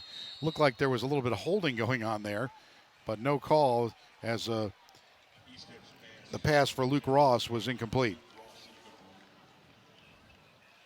one of those games you just have to take and go back and on to next week. As weird as it sounds, we mentioned a young team. It's good to get these lumps, and now that I can see it from an outside perspective, I'm glad I had some of these games to help make me better as a player. And right now, here's a punt, and that almost was blocked. It'll bounce to the 35. Mason will let it bounce, and Selly will finally get it at the 34-yard line. So the Moeller Crusaders will get it with 3:47 remaining here in the quarter number 4. Panthers trailing 42-14. Red River Gorge Cabin Rentals in the beautiful Kentucky Red River Gorge have mega 12-bedroom cabins available for big groups or families. And only a short 2-hour drive from Cincinnati. Check out all the activities and all the things to do at redrivergorge.com. So right now, fourth quarter, 1st and 10 at the 34 for Moeller. I'm surprised they're keeping Ponitowski in the ball game here. Yeah, this feels like a spot where you can just sit and feel comfortable. I think so. 2 wide receivers to the right. And Ponitowski, let's see if they just keep pounding the rock. They give it to Coach, and Coach is going to run across the 35 to about the 37-yard line. Corey Selly got him. Oh, check that. That's they made a change. That was Deacon Simmons, number 3, getting a chance to carry the football. He's not even part of the 2 or 4 deep. And really, this feels like, you mentioned, Len, a spot where you just take Ponitowski out just purely for the risk of getting him hurt. It doesn't feel like a calculated risk at all. Yeah, 2 wide receivers to the right on a 2nd down and 7 at the 37 with 3:12 to play. And now the give again, setting up and the run across the 40 to the 42-yard line. Simmons will get the carry for Moeller as the clock continues to run with 2:58 left. And in reality, all you're going to be asking Ponitowski to do right now is just hand the ball off. But, I mean, there is still a multitude of things that could go wrong. Well, you look at it that way, though. If he's just going to hand the ball off, I mean, he could get hurt in practice, too. So it's one of those things you kind of weigh. But I agree with you. I think I would have him sit on the bench. 3rd and 1 at the 43. Ponitowski with Simmons in the backfield to the left side. 1 wide receiver, and he's going to throw it. Throws it to the right side to Mason. Incomplete. Not many incompletions for Ponitowski today. Through 3 quarters, it wasn't much. As we look at the 3rd quarter stats, it was 14 of 16 for 243. He has a 3rd touchdown pass in this game now. So maybe 5 or 6 incompletions if he has that. Wow, this will be the first punt of the ball game for Moeller right now. Yeah. It's just remarkable. Well, it's one of those things where I don't think they were, it's why you bring in Simmons. You got a couple of yards here, a couple of yards there, but they would have 4th and 1 at the 43. So Sandus will be back at the 22 to receive this punt, and Love will kick it, and it bounces, kind of goes out of bounds around the 30-yard line. And right now, you're probably just going to see Elder just accept defeat, run the ball a couple times, drain out this clock, and just be okay with losing. It's a shame, you come here, you expect to win of every game, of course, but it seemed, they were down 28-0 before you could say hello just about, and then they made it a game at 28-14, but still, it's hard to stop this Moeller Crusader team. Well, and you look at the scoreboard, and since that 28-0 lead, it's been an even scoreboard. Obviously, Moeller taking their foot off the gas a little bit, scoring points, but something to hang your hat on, I guess, for Elder is that you kept him at the scoring margin after you let him get up really quick, 28-0. And let's see, did they make the change? E-step is gone. Let's see if here comes the handoff to Trenton Meyer. No, they made a change at quarterback. Let's see. It's Kenny Baker. Kenny Baker, yeah. So Baker getting a chance to play a little bit. And this is almost directly, I believe this is the score that the game ended 2 years ago here. The same exact situation. We're putting the backup quarterback in as we end this ball game, and unfortunate it really is, and nothing you can do about it except get better next week and go win next week. That's right. You got on to the team from Maryland next week. 2nd down and 11 at the 34. Baker, the quarterback. 1 wide receiver to the left and 2 to the right. J.P. Logano in at fullback. There's the give up the middle to Trenton Meyer, and Meyer gets across the 35, a gain of about a yard.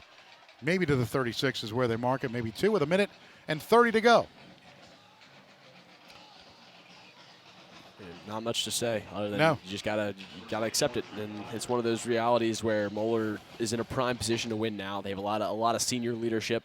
Almost their entire team came back last year, and then a team that went up state last year, and you bring all that production back and you add on some newcomers, and that's a really scary squad. 3rd down and 9 at the 36-yard line. The clock continues to run. We've got 8 on the play clock, down to a minute. And Baker will get the snap. And now the give to Meyer. Meyer is going to get to about the 39-yard line, a gain of 3. It'll be 4th down coming up with 45 seconds and counting. And Elder's going to have to punt this thing away, and play Yeah, clock should almost go up if this punt just hangs up, rolls around a little bit. Hopefully that just ends the suffering. Yeah, sometimes you just got to say, please, end it. They've got Mason. I'm surprised that lot of starters still in for Moeller. Yeah, this would be a chance to get your second team guys in on special teams would be beneficial here, but no real threat. I think Mason would probably just fair catch this thing if it comes anywhere near him. 4th and 6 at the 39. And now we get delay a game. Oh, timeout. A timeout for Moeller. Why, I don't know. They must have seen the personnel had to have been screwed up defensively, but there's no 12 guys on the field. No. Yeah, I don't know. Interesting. Cooper Electric is proud to support Elder football. Reliable service and prompt quality service is the hallmark of Cooper Electric's business. Upgrading your electrical service for your home or business is easy with Cooper Electric. Cooper Electric, 513-271-5000. And stay tuned. We'll have the voting of the Cooper Electric Star of the Game coming up on this one. 42-14. Not much of a star, but we will certainly go through it. Unfortunately, Guys playing hard though out there. It's not easy. Been one of those nights, unfortunately. Yeah. Sometimes last week. That's why last week would have been big to get that win. It really would have. And you look at this ball game, Elder climbed their way back in at 28-14, and then you look just 14 points unanswered for Moeller again, and especially you got the ball first in the second half, and you scored right away. You know, you get pumped up. Here's Ray. We'll punt this one away, and Mason will take it at the 28. He's going to run it outside the 35, the 40, 45, 50, and he goes out of bounds at around the 45-yard line. Took a nice hit though on the sideline. Wow, that was a nasty hit, and Dante Shavers is down, and wow, did not look good. No, Panthers were down to 3 seconds in this ball game. And that's one of those things where, you wonder if and again, this is not against Moeller here at all. He's running it out, but, what is the point of running that to the 35-yard? I mean, I'm just trying to figure that out because taking a knee at that point would have been more than enough. Yeah, it just feels like obviously not too big of a deal. No, it's just you can't fault the kid for wanting, because you're a punt returner. You want to, it's practice for you too. You want to go up against live competition. But now, in getting into the coaching ring, it's just one of those things where I'm super cautious about my guys, and personally, it's just I wouldn't risk it, but to each their own. Dante Shavers will go off now. He gets a little bit of help, but he's going to be okay. Just one of those things, and now we'll see them take a knee with 3 seconds. So Moeller will get out there, and again, Ponitowski is still out there taking a knee with 3 seconds to go. 42-14. Enjoy it if you're Moeller. You win another GCL title, and man, they are. They're a juggernaut this year, that's for sure. 100%. And that'll do it. So the Panthers lose this one 42-14. Ponitowski was great today, along with the running backs. Everybody, Love included, and they made it look easy, 42-14 tonight. We'll come back. The final score, Moeller 42, Elder 14. We'll come back with the Cooper Electric Star of the Game coming up on the Prep Sports Radio Network.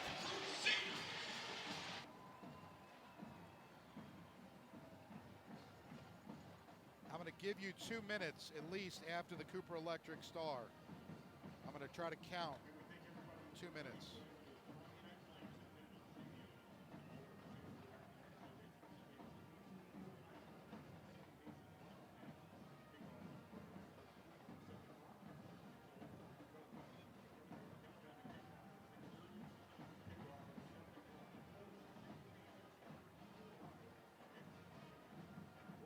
Thaman, 2 touchdowns.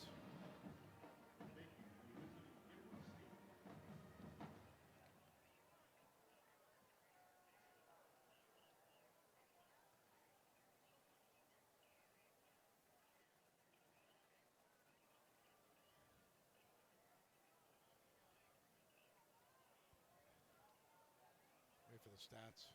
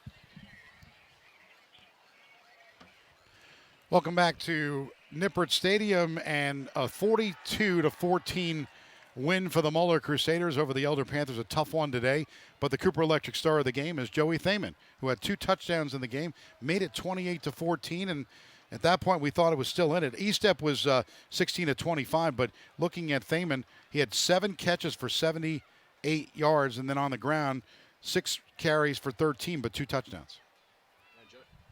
Joey Thaman was really, really impressive, and we mentioned his Wildcat runs. He was able to get some touchdowns on the night, and he's been a bright spot. And you need your senior leadership to kind of guide this young team through this trial and tribulation that you ran into today. And it's a buzzsaw, and Moeller's a good squad, and they're going to be the favorites in Region 4, but Joey Thaman and company need to keep this team together, and this season's not over by any means. No, it was a tough game tonight for Elder. They had a lot of punts, 5 punts for 156 yards, a 31.2 average for Adam Ray. Looking at some of the key stats, Joey DiTullio had 9 tackles tonight. It was Caden Estep 16-25, 159 yards. Looking at the other side, you look at Matt Ponatowski, 18 of 21, 307 yards and 3 touchdowns today. He had the pass to looking at Jovan Love, who had 6 catches, 127 yards, and 2 touchdowns. And Fogler had 4 for 85 and 1 touchdown. But look at the rushing, almost 200 yards on the ground for Tyler Jocelyn, 193 yards. So hard to stop that. Looking at the time of possession, it was pretty close. Moeller at 23-49, Elder 24-11. That's a little misleading. But the penalties, 16 penalties for Moeller, 159 yards. Wow, they almost had as many total penalty yards as Elder had total offensive yards, but that's remarkable in and of itself. And we mentioned the absolute power that is Moeller's offense, nearly 500 yards on the game. And I've never seen a high school quarterback rack up more 300-yard games than Matt Ponatowski. He's special. He is very special. Looking at the total yards, it was 307 yards in the air, and then on the ground, 467 total yards for Moeller today on 49 attempts.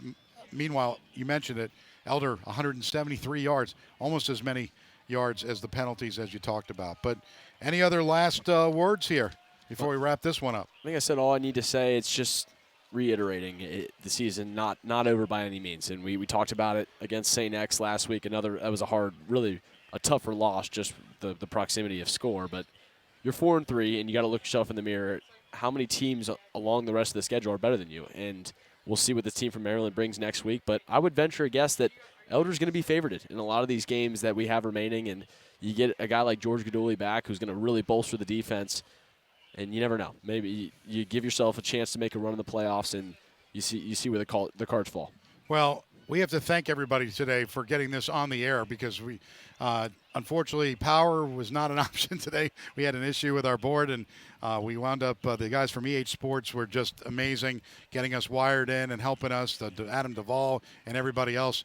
Just a thank you to do that to Paul Lockman back at the studio, having to listen to the game, put it on, and we appreciate everybody that was able to get us on the air tonight, because it looked very grim, and hopefully it sounded okay, but game was 42-14, and certainly thanks to everybody. Thanks to Mark Bengal, to Tom Kennedy for putting up with us tonight and helping us with the pregame and the halftime, to Kelby and Tiffany Styler for the stats.